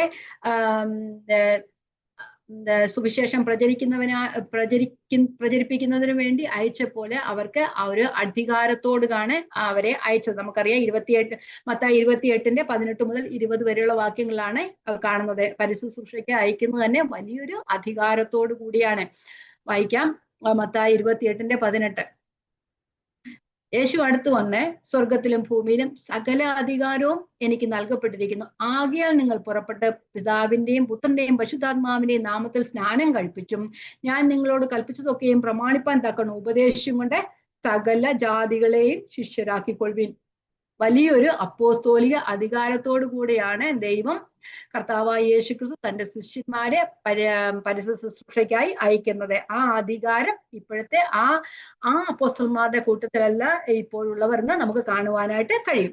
ഓക്കെ, ഇപ്പോഴും അപ്പോസ്തലന്മാരും പ്രവാചകന്മാരും ഒക്കെ ഉണ്ടെങ്കിലും യേശു കർത്താവിന്റെ 12 അപ്പോസ്തലന്മാരുടെ ഗണത്തിലല്ല അവരെ നമുക്ക് മനസ്സിലാക്കുവാനായിട്ട് കഴിയും. അവരുടെ എഴുത്തുകൾ എല്ലാവരും ദൈവശ്വാസീയമായിരുന്നു. നമുക്കറിയാം 2 തീമോഥെയോസ് 3:16-17 എല്ലാ തിരുവെഴുത്തും അവരുടെ എഴുത്തുകളൊക്കെ സ്വർഗത്തിലേക്ക് സ്ഥിരമായിരിക്കുന്ന ദൈവത്തിന്റെ വചനത്തിന്റെ ഭാഗങ്ങളാണ്. അതുകൊണ്ട് അത് ദൈവശ്വാസീയമാണ്. 2 തീമോഥെയോസ് 3:16 എല്ലാ തിരുവെഴുത്തും ദൈവശ്വാസീയമാകിയാൽ ദൈവത്തിന്റെ മനുഷ്യൻ സകല സൽപ്രവൃത്തിക്കും വക പ്രാപിച്ച് തികഞ്ഞവനാകേണ്ടതിന് ഉപദേശത്തിനും ശാസനത്തിനും ഗുണീകരണത്തിനും നീതിയിലെ അഭ്യാസത്തിനും പ്രയോജനമുള്ളതാകുന്നു എന്ന് നമുക്കവിടെ കാണുവാനായിട്ട് കഴിയാം. അപ്പൊ അവിടെ കർത്താവായ യേശുക്രിസ്തുവിന്റെ അപ്പോസ്തലന്മാർ എഴുതപ്പെട്ട ഉപദേശങ്ങൾ ദൈവശ്വാസീയമാണ്. അത് ഇന്നും സഭയെ പണിതുകൊണ്ടിരിക്കുന്നു. ക്രിസ്തു നമുക്കറിയാം, വായിക്കുന്നില്ല, നമ്മൾ പല പ്രാവശ്യം വായിച്ചതാണ്. അപ്പോസ്തല പ്രവൃത്തി 27 മുതൽ 31 വരെയുള്ള കാര്യങ്ങൾ പൗലോസ് അപ്പോസ്തലൻ എഫേസോസിലെ ആ മൂപ്പന്മാർക്ക് അവസാനം അവരോട് യാത്ര പറയുമ്പോൾ പറയുന്നതാണ്, ഞാൻ പ്രയോജനമുള്ളതൊന്നും നിങ്ങൾക്ക് മറച്ചു വയ്ക്കാതെ എല്ലാം നിങ്ങളോട് പറഞ്ഞു തന്നു എന്ന് പറയുന്നുണ്ട് അല്ലെ. 3 വർഷം അവരോട് കൂടെ ഇരുന്ന് ദൈവത്തിന്റെ വചനങ്ങളെ എല്ലാവർക്കും ഉപദേശിച്ചു കൊടുത്തു. അതെല്ലാം ആ പറഞ്ഞ കാര്യങ്ങളാണ് നമുക്ക് ഇതെല്ലാം എഴുതി കിട്ടിയത്. അതും അവരുടെ ഓരോ വാക്കുകളും തിരുവചനത്തിന്റെ ഭാഗമാണ്. അത് ദൈവശ്വാസീയമാണ്. അത് സ്വർഗത്തിൽ ഇപ്പോഴും നിലനിൽക്കുന്നതാണ്. അത് ഭൂമിയിലെ സ്ഥിരമാണ്, അത് സ്വർഗത്തിലും സ്ഥിരമാണ്. അപ്പൊ ആ വചനത്തിന്മേലാണ് കർത്താവ് ഇപ്പോഴും സഭയെ പണിതുകൊണ്ടിരിക്കുന്നത്. അപ്പം സഭ എന്നത് ക്രിസ്തു എന്ന മൂലക്കല്ലിന്മേൽ അടിസ്ഥാനമിട്ടതും അപ്പോസ്തലന്മാർ, പ്രവാചകന്മാർ എന്നിവർ മൂലക്കല്ലിനോട് ചേർന്ന് അടിസ്ഥാനത്തോട് ബന്ധപ്പെട്ട് നിന്ന് പണിയപ്പെട്ടതുമാണ്. അതുപോലെ ഓരോ വിശ്വാസിയും അതിൽ മേൽ പണിയപ്പെടുന്ന ഭിത്തി. നമ്മൾ പറയത്തില്ല, നമ്മള് മൂലക്കല്ലുണ്ട്, അടിസ്ഥാനമുണ്ട്, കെട്ടിടത്തിന് ഭിത്തിയാണ് ഓരോ കല്ലുകളാണ്. അപ്പൊ ആ കല്ലുകൾ എന്ന് പറയുന്ന ഓരോ വിശ്വാസികളുമാണ്. അത് പരിശുദ്ധാത്മാവിലാണ് പണിയപ്പെടുന്നത്. പത്രോസ് അപ്പോസ്തലൻ പറയുന്നുണ്ട്, 1 പത്രോസ് 2:4 മുതൽ 5 വരെയുള്ള വാക്യങ്ങൾ പറയുന്നുണ്ട്. ഞാൻ ഒന്ന് വായിച്ചു വിടാം. 1 പത്രോസ് 2:4-5 വാക്യങ്ങൾ. മനുഷ്യർ തള്ളിയതെങ്കിലും ദൈവസന്നിധിയിൽ ശ്രേഷ്ഠവും മാന്യവുമായ ജീവനുള്ള കല്ലായ അവന്റെ അടുക്കൽ നിങ്ങൾ വന്നിട്ട് നിങ്ങളും ജീവനുള്ള കല്ലുകൾ എന്ന പോലെ ആത്മീയ ഗൃഹമായി യേശുക്രിസ്തു മുഖാന്തരം ദൈവത്തിന് പ്രസാദമുള്ള ആത്മീയ യാഗം കഴിപ്പാൻ തക്ക വിശുദ്ധ പുരോഹിത വർഗമായി പണിയപ്പെടുന്നു. അപ്പം ആ ക്രിസ്തു എന്ന ജീവനുള്ള കല്ലിന്റെ അടുക്കൽ വന്നിട്ട് ഓരോ കല്ലുകളും ജീവൻ പ്രാപിച്ച് ജീവനുള്ള കല്ലുകളായിത്തീർന്നു. പണ്ടു മരിച്ചവരായിരുന്നു നമ്മൾ ക്രിസ്തുവിങ്കൽ വിശ്വസിക്കുമ്പോൾ ജീവനുള്ള കല്ലുകളായിത്തീരുകയും ദൈവത്തിന്റെ ഭവനത്തിന്റെ ഓരോ കല്ലുകളായി പണിയപ്പെടുകയും ചെയ്യുന്നു. ക്രിസ്തു എന്ന മൂലക്കല്ല്, അപ്പോസ്തലന്മാരും പ്രവാചകന്മാരും എന്ന അടിസ്ഥാനക്കല്ല്, അതിൻ്റെ മേൽ ഓരോ കല്ലുകളായി വിശ്വസിക്കുന്ന ഏവരും ആയിത്തീരുകയാണ് ചെയ്യുന്നത്. നമുക്ക് ഇനി അടുത്ത വാക്യത്തിലേക്ക് പോകാം. അടുത്ത വാക്യം പെട്ടെന്ന് പറഞ്ഞു പോകാം. അവനിൽ 21-ാമത്തെ വാക്യം, അവനിൽ കെട്ടിടം മുഴുവനും യുക്തമായി ചേർന്ന് കർത്താവിൽ വിശുദ്ധ മന്ദിരമായി വളരുന്നു. അവനിൽ കെട്ടിടം മുഴുവനും, ആരിൽ? ക്രിസ്തുവിൽ കെട്ടിടം മുഴുവനും യുക്തമായി ചേർന്ന് എന്ന് പറഞ്ഞ യൂണിറ്റി, ആ ഒരു യൂണിഫൈഡ് ആയിട്ട് ചേർന്നിട്ട് കർത്താവിൽ ഒരു വിശുദ്ധ മന്ദിരമായി പണിയുന്നു. അപ്പൊ സഭയുടെ ക്രിസ്തുവിൽ നിന്നാണ് സഭ ജീവൻ പ്രാപിക്കുന്നത്. ജീവനുള്ള കല്ലായ അവന്റെ അടുക്കൽ നിങ്ങളും വന്നിട്ട് ജീവനുള്ള കല്ലുകൾ എന്ന പോലെ ആത്മീക ഗൃഹമായി പണിയപ്പെടുന്നു. അപ്പൊ കർത്താവിൽ നിന്നാണ് ജീവൻ പ്രാപിക്കുന്നത്, ക്രിസ്തുവിൽ നിന്നാണ് ജീവനും അതുപോലെ വളർച്ചയും ഉണ്ടാകുന്നത്. ക്രിസ്തുവിൽ നിന്നില്ലെങ്കിൽ വളർച്ചയില്ല, ജീവൻ നശിച്ചു പോകും. ഓക്കെ, അപ്പൊ ആ കെട്ടിടം മുഴുവനും യുക്തമായി ചേർന്നു വിശുദ്ധ മന്ദിരമായി വളരുന്നത്. അപ്പൊ അത് യൂണിറ്റി, ആ യൂണിറ്റി ഇൻ ചർച്ച്, അതാണ് നമുക്ക് കാണുന്നത്. ഓരോ കല്ലുകളും നമുക്കറിയാമല്ലോ, കെട്ടിടം പണിയുമ്പോൾ കല്ലുകളെല്ലാം ഒരേ ഇഷ്ടിക അല്ലെ, ഒരു കമ്പനിയിൽ നിന്ന് നമ്മളെല്ലാവരും ഇഷ്ടിക വാങ്ങിക്കുന്നത് അല്ലേ. അപ്പൊ അതെല്ലാം ഒരേ ക്രമത്തിലായിരിക്കും അവിടെ പണിയപ്പെടുന്നത്. അതുപോലെ അത് ഒരുമയാണ്. അത് കാരണം അതിന്റെ ഒരു ഇഷ്ടിക ഇടിഞ്ഞു പോയാൽ എന്താ ചെയ്യും? ആ ഒരു ഭാഗത്തെ ഭിത്തി മുഴുവൻ ഇടിഞ്ഞു പോകും. അതുപോലെ തന്നെ ആ ഒരു യൂണിഫൈഡ് ആണ് ചർച്ച. അത് ക്രിസ്തുവിലെ ഓരോ വിശ്വാസികളും തമ്മിൽ കൂട്ടിച്ചേർത്തിരിക്കുന്നു. ഓരോ കെട്ടിടത്തിന്റെ ഓരോ കല്ലുകളും ഒരുമിച്ചിരിക്കുന്നത് പോലെ, അല്ലെ മൂലക്കല്ലിന്മേൽ അടിസ്ഥാനത്തിന്മേൽ ഒരുമിച്ചിരിക്കുന്ന പോലെ ക്രിസ്തുവിലെ ഓരോ വിശ്വാസികളും കർത്താവിൽ ഒന്നിച്ചു പണിതു വരുന്നു. അതൊരു വിശുദ്ധ മന്ദിരമായി പണിയുന്നു. അപ്പൊ ഓരോ അംഗത്തിനും സഭയിൽ ഓരോ സ്ഥാനമുണ്ട്. കെട്ടിടത്തിന്റെ ഓരോ കല്ലിനും, ആ കെട്ടിടത്തിന്റെ ഓരോ ഭിത്തിയിലും, പണിയത്തിന്റെ ഓരോ സ്റ്റേജിലും ആ ഓരോ പ്രത്യേക സ്ഥാനമുള്ളതുപോലെ തന്നെ ക്രിസ്തുവിലെ ഓരോ വിശ്വാസിക്കും ദൈവത്തിന്റെ സഭയിലും ഓരോ സ്ഥലം ഉണ്ട്. അപ്പം ദൈവമാണ് ശില്പി, ദൈവമാണ്. നമുക്കറിയാമല്ലോ, ദൈവം ആദിയിൽ തന്നെ അവസാനം പൂർവ്വകാലത്ത് തന്നെ മേലാൽ സംഭവിക്കാനുള്ള അറിയുന്ന ഒരു ദൈവം ഓരോ സമയത്തും തന്നിലേക്ക് തന്റെ വിശുദ്ധ മന്ദിരം പണിയപ്പെടുവാനായിട്ട് ഓരോ കല്ലുകളെ, ജീവനില്ലാത്ത ഓരോ കല്ലുകളെയും വിളിച്ചു വരുത്തിയിട്ട് ജീവനുള്ള കല്ലുകളാക്കി തന്റെ ആ സഭയെ പണിയുന്നു. താൻ അപ്പോസ്തലന്മാരും പ്രവാചകന്മാരും എന്ന അടിസ്ഥാനത്തിന്മേൽ ഓരോ ദിവസവും ഓരോ കല്ലുകളും പണിയപ്പെടുകയാണ് ചെയ്യുന്നത്. അപ്പം ആ കെട്ടിടത്തിന്റെ പണിക്ക് ഏതൊക്കെ കല്ലുകൾ വേണമെന്ന് ദൈവം അത് മുൻ നിയമിച്ചിരിക്കുന്നു. അതുകൊണ്ട് അതല്ലേ നമ്മൾ എഫേസ്യ ലേഖനം 1:4 വായിച്ചത്.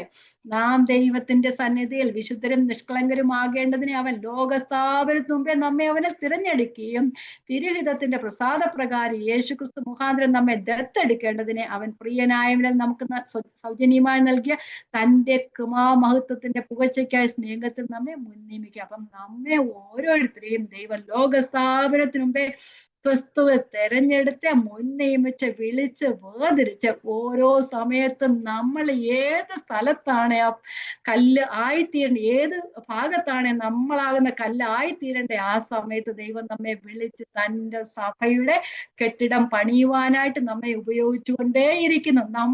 നമ്മള് നമ്മളിപ്പോ ഒത്തിരി കല്ലുകൾ എടുത്തോണ്ട് വരുമ്പോൾ എല്ലാ കല്ലും കൂടെ ഒരുമിച്ച് വെക്കത്തില്ല, ഓരോ കല്ലിനും ഓരോ സ്ഥലമുള്ളത് പറയുന്നത് പോലെ നമ്മൾ പണിയപ്പെടേണ്ട സ്ഥലമായപ്പോ, നമ്മളെന്ന കല്ല് അവിടെ വെക്കേണ്ട സമയമായപ്പോ ദൈവം നമ്മെ വിളിച്ചു.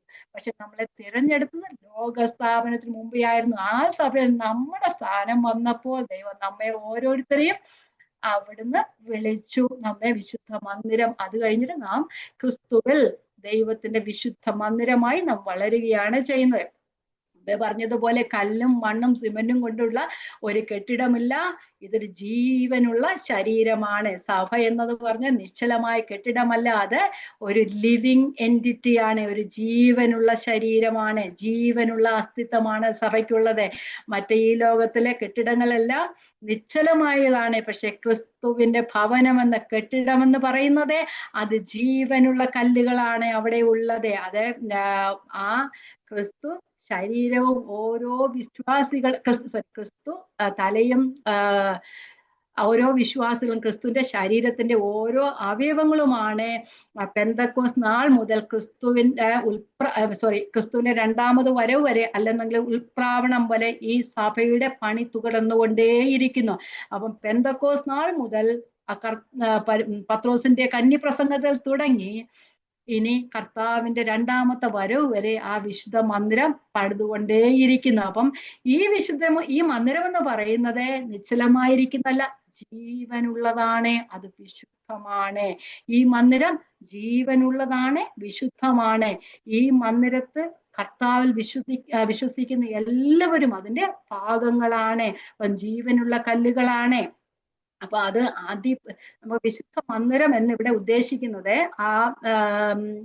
അതിന്റെ ട്രാൻസ്ലേഷൻ അല്ല, അതിന്റെ ആദ്യത്തെ എന്താ പറയുന്നത്, കയ്യെഴുത്ത് പ്രതി പറയുന്നത്, ആദ്യത്തെ ഇതുണ്ടല്ലോ എഴുത്ത് പറയുന്നത്, അത് വിശുദ്ധ മന്ദിരം എന്നാണ്. വിശുദ്ധ മന്ദിരം എന്നത് പരിശുദ്ധ സ്ഥലം അല്ലെങ്കിൽ അന്തർമന്ദിരം എന്നാണ് അതിനെ അർത്ഥമാക്കുന്നത്. അപ്പൊ വിശുദ്ധ മന്ദിരം എന്ന് ഇവിടെ പറയപ്പെടുന്നത് പരിശുദ്ധ സ്ഥലം അല്ലെങ്കിൽ അന്തർമന്ദിരം എന്നാണ് അത് അർത്ഥമാക്കുന്നത്. അപ്പം ദൈവം വസിക്കുന്ന എവിടെയാ? പഴയ നിയമകാലത്ത് എവിടെയായിരുന്നു വസിച്ചിരുന്നത്? അതിപരിശുദ്ധ സ്ഥലത്തായിരുന്നു ദൈവം വസിച്ചിരുന്നത്. ഇപ്പോൾ എവിടെയാണ് വസിക്കുന്നത്? വിശുദ്ധ സ്ഥലത്താണ്. വിശുദ്ധ സ്ഥലം എന്ന് പറയുന്നത് ഓരോ വിശ്വാസിയുടെയും ഹൃദയമാണ്, നമ്മുടെ ശരീരത്തിലാണ് ദൈവം വസിക്കുന്നത്. 1 കൊരിന്ത്യർ 6:19 ഞാൻ പറഞ്ഞല്ലേ, ദൈവത്തിന്റെ ദാനമായി നിങ്ങൾ ഇരിക്കുന്ന പരിശുദ്ധാത്മാവിന്റെ മന്ദിരമാണ് നിങ്ങളുടെ ശരീരമെന്നും നിങ്ങളെ വിലക്കി വാങ്ങിയിരിക്കുക, നിങ്ങളിനി താങ്താങ്ങൾക്കുള്ളവല്ല എന്നും അറിയുന്നില്ലയോ? നാം ക്രിസ്തുവിന്റെ പരിശുദ്ധാത്മാവിന്റെ മന്ദിരമാണ്. ആ വിശുദ്ധ മന്ദിരം എന്ന് പറയുന്നത് നാമാണ്, അല്ലെങ്കിൽ ക്രിസ്തുവിൽ വിശ്വസിക്കുന്നവർ കൂടി വരുന്ന സ്ഥലമാണ് വിശുദ്ധ മന്ദിരം എന്ന് പറയും. ദൈവം അവനാണ് അതിപരിശുദ്ധ സ്ഥലത്താണ് വസിക്കുന്നത്. പണ്ട് ദേവാലയത്തിന്റെ അതിപരിശുദ്ധ സ്ഥലത്ത് കർത്താവിന്റെ തേജസ് വന്നതുപോലെ ഇപ്പോൾ വിശ്വസിക്കുന്ന എല്ലാവരും വിശുദ്ധ മന്ദിരമാണ്. അപ്പം ദൈവം സഭയിൽ വസിക്കുന്നു. രക്ഷിക്കപ്പെട്ട യഹൂദന്മാരും ജാതികളും ചേർന്ന് ജീവനുള്ള പരിശുദ്ധ സ്ഥലമായി വളരുന്നു. അവിടെ ദൈവം വസിച്ച് ദൈവത്തിന്റെ തേജസ് വെളിപ്പെടുത്തുകയാണ് ചെയ്യുന്നത്. ഈ മന്ദിരം വിശുദ്ധമാണ്, അത് വളരുന്നതാണ്. അത് വിശുദ്ധമാകാൻ കാരണം അതിന്റെ ഉറവിടം ക്രിസ്തുവാണ്. ക്രിസ്തുവിൽ നിന്നാണ് വിശുദ്ധി പ്രാപിക്കുന്നത്, വളർച്ച പ്രാപിക്കുന്നത്. ക്രിസ്തുവിന്റെ ശരീരം വിശുദ്ധമായിരിക്കണം, അത് വിശുദ്ധിയുള്ളതായിരിക്കണം. പരിശുദ്ധനായ ദൈവത്തിന്റെ മന്ദിരം വിശുദ്ധിയായി സൂക്ഷിക്കേണ്ടതാണ്. അശുദ്ധമായതൊന്നും തുടരുത്, എന്നാൽ ഞാൻ നിങ്ങളെ കൈക്കൊണ്ട് നിങ്ങൾക്ക് പിതാവും ഞാൻ നിങ്ങൾക്ക് പുത്രന്മാരുമായിരിക്കുമെന്ന് കർത്താവ് അരുളി ചെയ്യുന്നു. അപ്പൊ അത് വൃത്തിയായി സൂക്ഷിക്കേണ്ടതാണ്. വൃത്തിയായി അല്ല, വിശുദ്ധിയായി സൂക്ഷിക്കേണ്ടതാണ് ദൈവത്തിന്റെ മന്ദിരം എന്നുള്ളത്. അപ്പം ഈ വിശുദ്ധ മന്ദിരത്തിൽ നിന്നുള്ള സ്തോത്രവും സ്തുതികളുമാണ് ദൈവത്തിന്റെ നാമമഹത്വത്തിന് കാരണമായി തീരുന്നത്. ജീവനുള്ള കല്ലായ നാം ദൈവത്തെ സ്തുതിക്കുമ്പോൾ അത് ദൈവത്തിന്റെ ആലയത്തിലെ സ്തോത്രം സ്തുതിയായി വരികയാണ് ചെയ്യുന്നത്. അത് നാം ദൈവത്തിന്റെ മഹത്വത്തിന് കാരണമായി തീരുന്നു. അപ്പൊ ഈ വിശുദ്ധ മന്ദിരത്തിൽ ഉണ്ടാകുന്ന സ്തോത്രവും സ്തുതി ആരാധനയൊക്കെ പിതാവായ ദൈവത്തിന്റെ മഹത്വത്തിന് ഉള്ളതാണ്. അപ്പം ദൈവത്തിന്റെ ലോകത്തിലെ ആരാധനാ കേന്ദ്രമാണ് ഈ വിശുദ്ധ മന്ദിരം എന്നുള്ളത്. അത് ഒരു കെട്ടിടമല്ല, അത് ദൈവത്തിന്റെ ആത്മാവ് വസിക്കുന്ന സ്ഥലമാണ്. അത് നമ്മുടെ ഓരോരുത്തരുടെയും ശരീരമാണ്. ക്രിസ്തുവിൽ വിശ്വസിക്കുന്ന എല്ലാവരും ദൈവത്തിന്റെ മന്ദിരമാകുന്നു. നാം ജീവനുള്ളതാണ്. നിശ്ചലമായ കെട്ടിടത്തിനെ പോലെയല്ല, ഇത് ജീവനുള്ളതാണ്, വിശുദ്ധമാണ്, ഇത് വളരുന്നതാണ്. ഓക്കെ, അടുത്ത വാക്യത്തിലേക്ക് പോകാം. 5 മിനിറ്റും കൊണ്ട് നാം തീർക്കാമെന്ന് വിചാരിക്കുന്നു. ഓക്കെ, അല്ലെങ്കിൽ പിന്നെ അടുത്ത ആഴ്ച അതിന്റെ പറയേണ്ടി വരും. ഓക്കെ, നമുക്ക് 22. അവനിൽ നിങ്ങളെയും ദൈവത്തിന്റെ നിവാസമാകേണ്ടതിന് ആത്മാവിനാൽ ഒന്നിച്ചു പണിതു വരുന്നു. അവനിൽ, ക്രിസ്തുവിൽ നിങ്ങളെയും ഇരുപക്ഷക്കാരെയും ദൈവത്തിന്റെ ദൈവം വസിക്കുന്ന സ്ഥലമാകേണ്ടതിന് ആത്മാവിനാൽ ഒന്നിച്ചു പണിതു വരുന്നു. അപ്പൊ ആത്മാവിനാലാണ് നമ്മെ പണിയുന്നത്. ക്രിസ്തു എന്ന മൂലക്കല്ലിൽ അപ്പോസ്തലന്മാരും പ്രവാചകന്മാരും എന്ന അടിസ്ഥാനത്തിന്മേൽ കെട്ടിടത്തിന് സിമന്റ് വെക്കുന്നത് പോലെ പരിശുദ്ധാത്മാവിനാൽ ആ കല്ലുകളെല്ലാം കൂട്ടിച്ചേർത്ത് വെക്കുന്ന പരിശുദ്ധാത്മാവ് എന്ന ആ ഒരു പരിശുദ്ധാത്മാവിനെ നമ്മെ ഒന്നിച്ച് പണിതു വരുന്നു. യോജിപ്പിക്കുന്നതാണ് പരിശുദ്ധാത്മാവ്. നമുക്കറിയാം, അപ്പോസ്തല പ്രവൃത്തികൾ 17:24 പറയുന്നു, കർത്താവ് കൈപ്പണിയായതിൽ വസിക്കുന്നില്ല, ദൈവം കൈപ്പണിയായതിൽ വസിക്കുന്നില്ല. ദൈവം നമ്മുടെ ശരീരത്തിൽ, നമ്മുടെ കർത്താവിന്റെ മന്ദിരമായ ക്രിസ്തുവിൽ വിശ്വസിക്കുന്നവരുടെ ഉള്ളിലാണ് വസിക്കുന്നത്.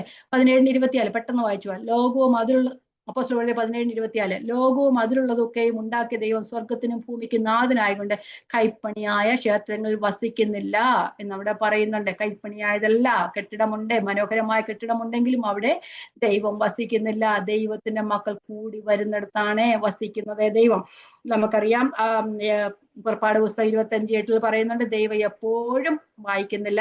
ആ ദൈവം അവരുടെ ഇസ്രായേൽ മക്കൾ മരുഭൂമിയിലിടയ്ക്ക് യാത്ര ചെയ്ത സമയത്ത് അവർക്ക് ഒരു സമാഗമന കൂടാരം ഉണ്ടായിരുന്നു. അതിലായിരുന്നു ദൈവം വസിച്ചത്. അവർ പോകുന്നിടത്തെല്ലാം ദൈവം വസിച്ചിരുന്നു. അവിടെ ഒരു സ്ഥിരമായിരുന്നു ഉണ്ടായിരുന്നില്ല. അതുപോലെ തന്നെ വെളിപ്പാട് പുസ്തകം നമുക്ക് കാണുവാനായിട്ട് കഴിയും. 21-ാമത്തെ അധ്യായം 3-ാം വാക്യം, ഇതാ മനുഷ്യരോടുകൂടെ ദൈവത്തിന്റെ കൂടാരം, ദൈവം അവരുടെ നടുവിൽ വസിക്കുന്നു എന്ന് പറയുന്നുണ്ട്. അപ്പൊ അവിടെയും ഒരു കൂടാരമുണ്ട്, ദൈവം അവിടെ വസിക്കുന്നുണ്ട്. 1 Corinthians 3:16 നിങ്ങൾ ദൈവത്തിന്റെ മന്ദിരം, ദൈവത്തിന്റെ ആത്മാവ് നിങ്ങൾ വസിക്കുന്നു എന്ന് അറിയുന്നില്ല. അപ്പൊ ദൈവത്തിന്റെ മന്ദിരം വിശ്വസിക്കുന്ന ഓരോരുത്തരുമാണ് വസിക്കുന്നത്. അപ്പൊ ഇവിടെയും നമുക്ക് സഭയുള്ള ബന്ധത്വത്തിലെ ആളത്തങ്ങളെ കാണുവാനായിട്ട് കഴിയും. അവനിൽ, ക്രിസ്തുവിൽ ചേർന്നതിനാലാണ് ആലയമായി നാം പണിയപ്പെടുന്നത്. നാം ക്രിസ്തുവിലാണ്, ക്രിസ്തുവിൽ നിന്നാണ് എല്ലാ അവകാശങ്ങളും, ക്രിസ്തുവിലാണ് നാം പണിയപ്പെടുന്നത്. നാം ദൈവത്തിന്റെ നിവാസമാണ്, ഭൂമിയിലെ ദൈവത്തിന്റെ നിവാസമാണ് ഓരോ വിശ്വാസിയും എന്നുള്ളത്. അതെവിടെയാണ് പണിയുന്നത്? ആത്മാവിലാണ് പണിയുന്നത്. ആ പരിശുദ്ധാത്മാവ് എന്ന ആളത്വത്തിലാണ് ദൈവം സഭയിൽ വസിക്കുന്നത് എന്ന് നമുക്ക് കാണുവാനും കഴിയുന്നു. അപ്പം നമുക്കൊന്ന് ആലോചിച്ച് നോക്കി, നമ്മളിവിടെ അവസാന ഭാഗത്തിലേക്ക് വന്നുകൊണ്ടിരിക്കുകയാണ്. ആ 1-ാമത്തെ വാക്യത്തിൽ നമ്മൾ എന്തായിരുന്നു പഠിച്ചത്? 2-ാമിലെ നമ്മൾ തുടങ്ങിയപ്പോൾ അവിടെ പഠിച്ചു, നാം അതിക്രമങ്ങളാലും പാപങ്ങളാലും മരിച്ചവരായിരുന്ന നമ്മെ ക്രിസ്തുവിന്റെ നിവാസം, ദൈവത്തിന്റെ നിവാസമാക്കി തീർത്തു. എത്ര താണാവസ്ഥയിൽ നിന്നും ദൈവം നമ്മെ വെടിവെച്ച് ഇത്രത്തോളം വലിയ ഒരവസ്ഥയിലാക്കി തീർത്തു. നമുക്ക് ആലോചിച്ച ക്രിസ്തുവിലുള്ള ഓരോ വിശ്വാസിയും, നമ്മൾ എല്ലാവരും ഒരുപോലായിരുന്നു, എല്ലാവരും പാപികളായിരുന്നു, അതിക്രമങ്ങളാലും പാപങ്ങളാലും മരിച്ചവരായിരുന്നു, ദൈവത്തോട് സമാധാനമില്ലായിരുന്നു. നമ്മെ ക്രിസ്തുവിൽ ഒന്നാക്കി തീർത്തിട്ട് ദൈവത്തിന്റെ വിശുദ്ധ മന്ദിരമായി, നിശ്ചലമായ ഒരു കെട്ടിടമല്ല, നാം ജീവനുള്ള വിശുദ്ധ മന്ദിരത്തിന് ഭാഗമായി ദൈവത്തിന്റെ നിവാസമാക്കി തീർത്തു. ഏത് പാപക്കഴിയും, എത്ര താണാവസ്ഥയിലായിരുന്നു നാം, നമ്മെ ഉയർന്ന അവസ്ഥയിലേക്ക് ദൈവം ആക്കി തീർത്തു. ആ വിശുദ്ധ സഭയുടെ ഭാഗമാക്കി നമ്മെയും തീർത്തു. നമുക്ക് 1 രാജാക്കന്മാർ 6:7 ഇങ്ങനെ പറയുന്നുണ്ട്, ശലോമോൻ ദേവാലയം പണിതിരുന്ന സമയത്ത് വെട്ടുകുഴിയിൽ വച്ച് തന്നെ കുറവ് തീർത്ത കല്ലുകളായിരുന്നു ഉപയോഗിച്ചിരുന്നത്. അപ്പം ദൈവം ശില്പിയായ ഒരു മന്ദിരമാണിത്.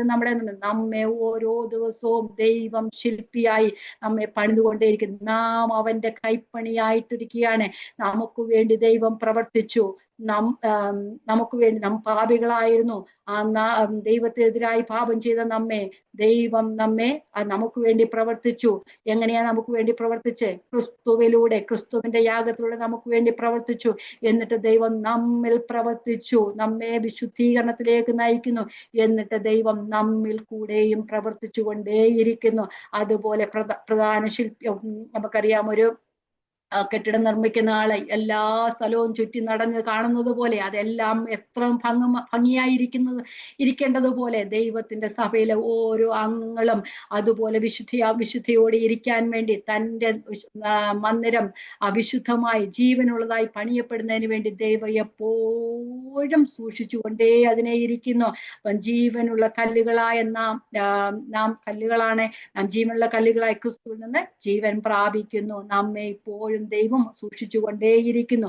കാരണം ദൈവത്തിന്റെ ഭവനമാണ്. ദൈവം വിശുദ്ധനായിരിക്കുന്നത് പോലെ പരിശുദ്ധനായിരിക്കുന്നത് ദൈവത്തിന്റെ ഭവനവും വിശുദ്ധമായിരിക്കണം. അതിലെ ഓരോ വിശ്വാസികളും വിശുദ്ധരും വിശ്വസ്തരുമായിരിക്കണമെന്ന് ദൈവം ആഗ്രഹിക്കുന്നു. അതുകൊണ്ടാണ് നമ്മെ ഓരോരുത്തരെയും ദൈവം ഇപ്പോഴും കാത്തു സൂക്ഷിച്ചുകൊണ്ടിരിക്കുക. തന്റെ കണ്ണിലെ കൃഷ്ണമണി പോലെ ദൈവത്തിന്റെ ഭജനം നമ്മെ കൈവെള്ളയിൽ വരച്ചിരിക്കുന്നു എന്നല്ലേ പറയുന്നത്. അങ്ങനെ നമ്മെ പണിതുകൊണ്ടേയിരിക്കുന്നു. ഇനിയും അനാദികാലം മുതൽ ദൈവം ഓരോരുത്തരെയും തിരഞ്ഞെടുത്ത് ദൈവത്തിന്റെ ഭവനത്തിന്റെ അംഗങ്ങളാക്കി വെച്ചു. നമ്മൾ അങ്ങനെയല്ലേ വായിക്കുന്നത്. അവൻ മുന്നറിഞ്ഞവരെ തന്റെ പുത്രൻ അനേകം സഹോദരൻ രാജാവിനാകേണ്ടതിന് അവന്റെ സ്വരൂപത്തോട് അനുരൂപമാക്കുവാൻ മുൻ നിയമിച്ചവരെ വിളിച്ചവരെ നീതീകരിച്ചവരെ തേജസ്കരിച്ചും ഇരിക്കുന്നു. അവ എന്നും ദൈവത്തിന്റെ പണി തുടർന്നുകൊണ്ടേയിരിക്കുന്നു. അത് ആ ക്രിസ്തുവിന്റെ വരവോളം ആ പണി തുടർന്നുകൊണ്ടേയിരിക്കും. ഇത് ലോക മനുഷ്യർക്ക് മനസ്സിലാകാത്തതാണ്. ഇത് നമുക്ക് മാത്രം ക്രിസ്തുവിൽ വിശ്വസിക്കുന്നവർക്കും ക്രിസ്തുവിന്റെ ആത്മാവുള്ളവർക്കും മനസ്സിലാകുന്നതാണ്. അതുകൊണ്ടാണ് 1 കൊരിന്ത്യർ 2:9 പറയുന്നുണ്ട്, ദൈവം തന്നെ സ്നേഹിക്കുന്നവർക്ക് ഒരിക്കലുള്ള കണ്ണ് കണ്ടിട്ടില്ല, ചെവി കേട്ടിട്ടില്ല, ഒരു മനുഷ്യന്റെയും ഹൃദയത്തിൽ തോന്നിയിട്ടുമില്ല എന്നുള്ളത്. അങ്ങനെ മനുഷ്യൻ ചിന്തിക്കാത്തതും നനയ്ക്കാത്തതും കാര്യങ്ങളെ ദൈവം നമുക്ക് വേണ്ടി തരുന്നു. പാപത്തിന്റെ കുഴിയിലായിരുന്നു നമ്മെ, അതിക്രമങ്ങളാലും പാപങ്ങളുമായിരുന്നു എത്ര ചെളിക്കുണ്ടിലായിരുന്നു, എത്ര ആഴമായ പാപത്തിന്റെ ചെളിയിലായിരുന്നു നമ്മെ ആരാക്കി വെറും വിശ്വാസികളാക്കി തീർത്തല്ല, ദൈവത്തിന്റെ നിവാസമായി ക്രിസ്തുവിൽ പണിതു വരുന്നു. അത് നമ്മൾ എത്രത്തോളം ഭാഗ്യമുള്ളവരാണ്. നാം ജീവനുള്ള കല്ലുകളാണ്. നാം അത് ജീവനുള്ളതാണ്. ആ ദൈവത്തിന്റെ നിവാസം ജീവനുള്ളതാണ്, വിശുദ്ധമാണ്, അത് വളർന്നുകൊണ്ടേയിരിക്കുന്നതാണ്. അതുകൊണ്ട് നാമും ജീവനുള്ള കല്ലുകളാണ്. നാമും വളർന്നുകൊണ്ടേയിരിക്കണം. നാം ആത്മീയ വർധന പ്രാപിക്കണം. എന്നാൽ മാത്രമേ ദൈവം തന്റെ സഭയെ കുറിച്ച് ഉദ്ദേശിക്കുന്ന കാര്യത്തിൽ ആ ഒരു നിലയിലേക്ക് ആക്കപ്പെടുവാനായിട്ട് കഴിയത്തുള്ളൂ. നമ്മുടെ മക്കളെ നമ്മൾ എത്രത്തോളം നല്ലവരായി വളർത്തുവാൻ നമ്മൾ ആഗ്രഹിക്കുന്ന നിലയിൽ ആക്കുവാൻ ആഗ്രഹിക്കുന്നുവോ അതിനു വേണ്ടിയുള്ള കാര്യങ്ങൾ നാം ചെയ്യുന്നത് പോലെ ദൈവവും നമ്മെ വളർത്തുന്നതിന് വേണ്ടി നമ്മോട് കൂടെ ഇരുന്ന് ഇതാ ഞാൻ ലോകാവസാനത്തോളം എല്ലാ നാളും നമ്മളോട് കൂടെ നല്ലി ചെയ്ത ദൈവം നമുക്ക് ദൈവത്തിന്റെ പരിശുദ്ധാത്മാവിനെ നൽകി നമ്മെ ഇന്നും പണിതുകൊണ്ടേയിരിക്കുന്നു. ആ ദൈവത്തിലാണ് നാം ആശ്രയിക്കുന്നത്. നമുക്ക് ഈ വചനങ്ങളെ ദൈവം നമ്മെ എല്ലാവരെയും അനുഗ്രഹിക്കട്ടെ. ദൈവനാമം വാഴ്ത്തപ്പെടുമാറാകട്ടെ. ദൈവത്തിന് സ്തോത്രം.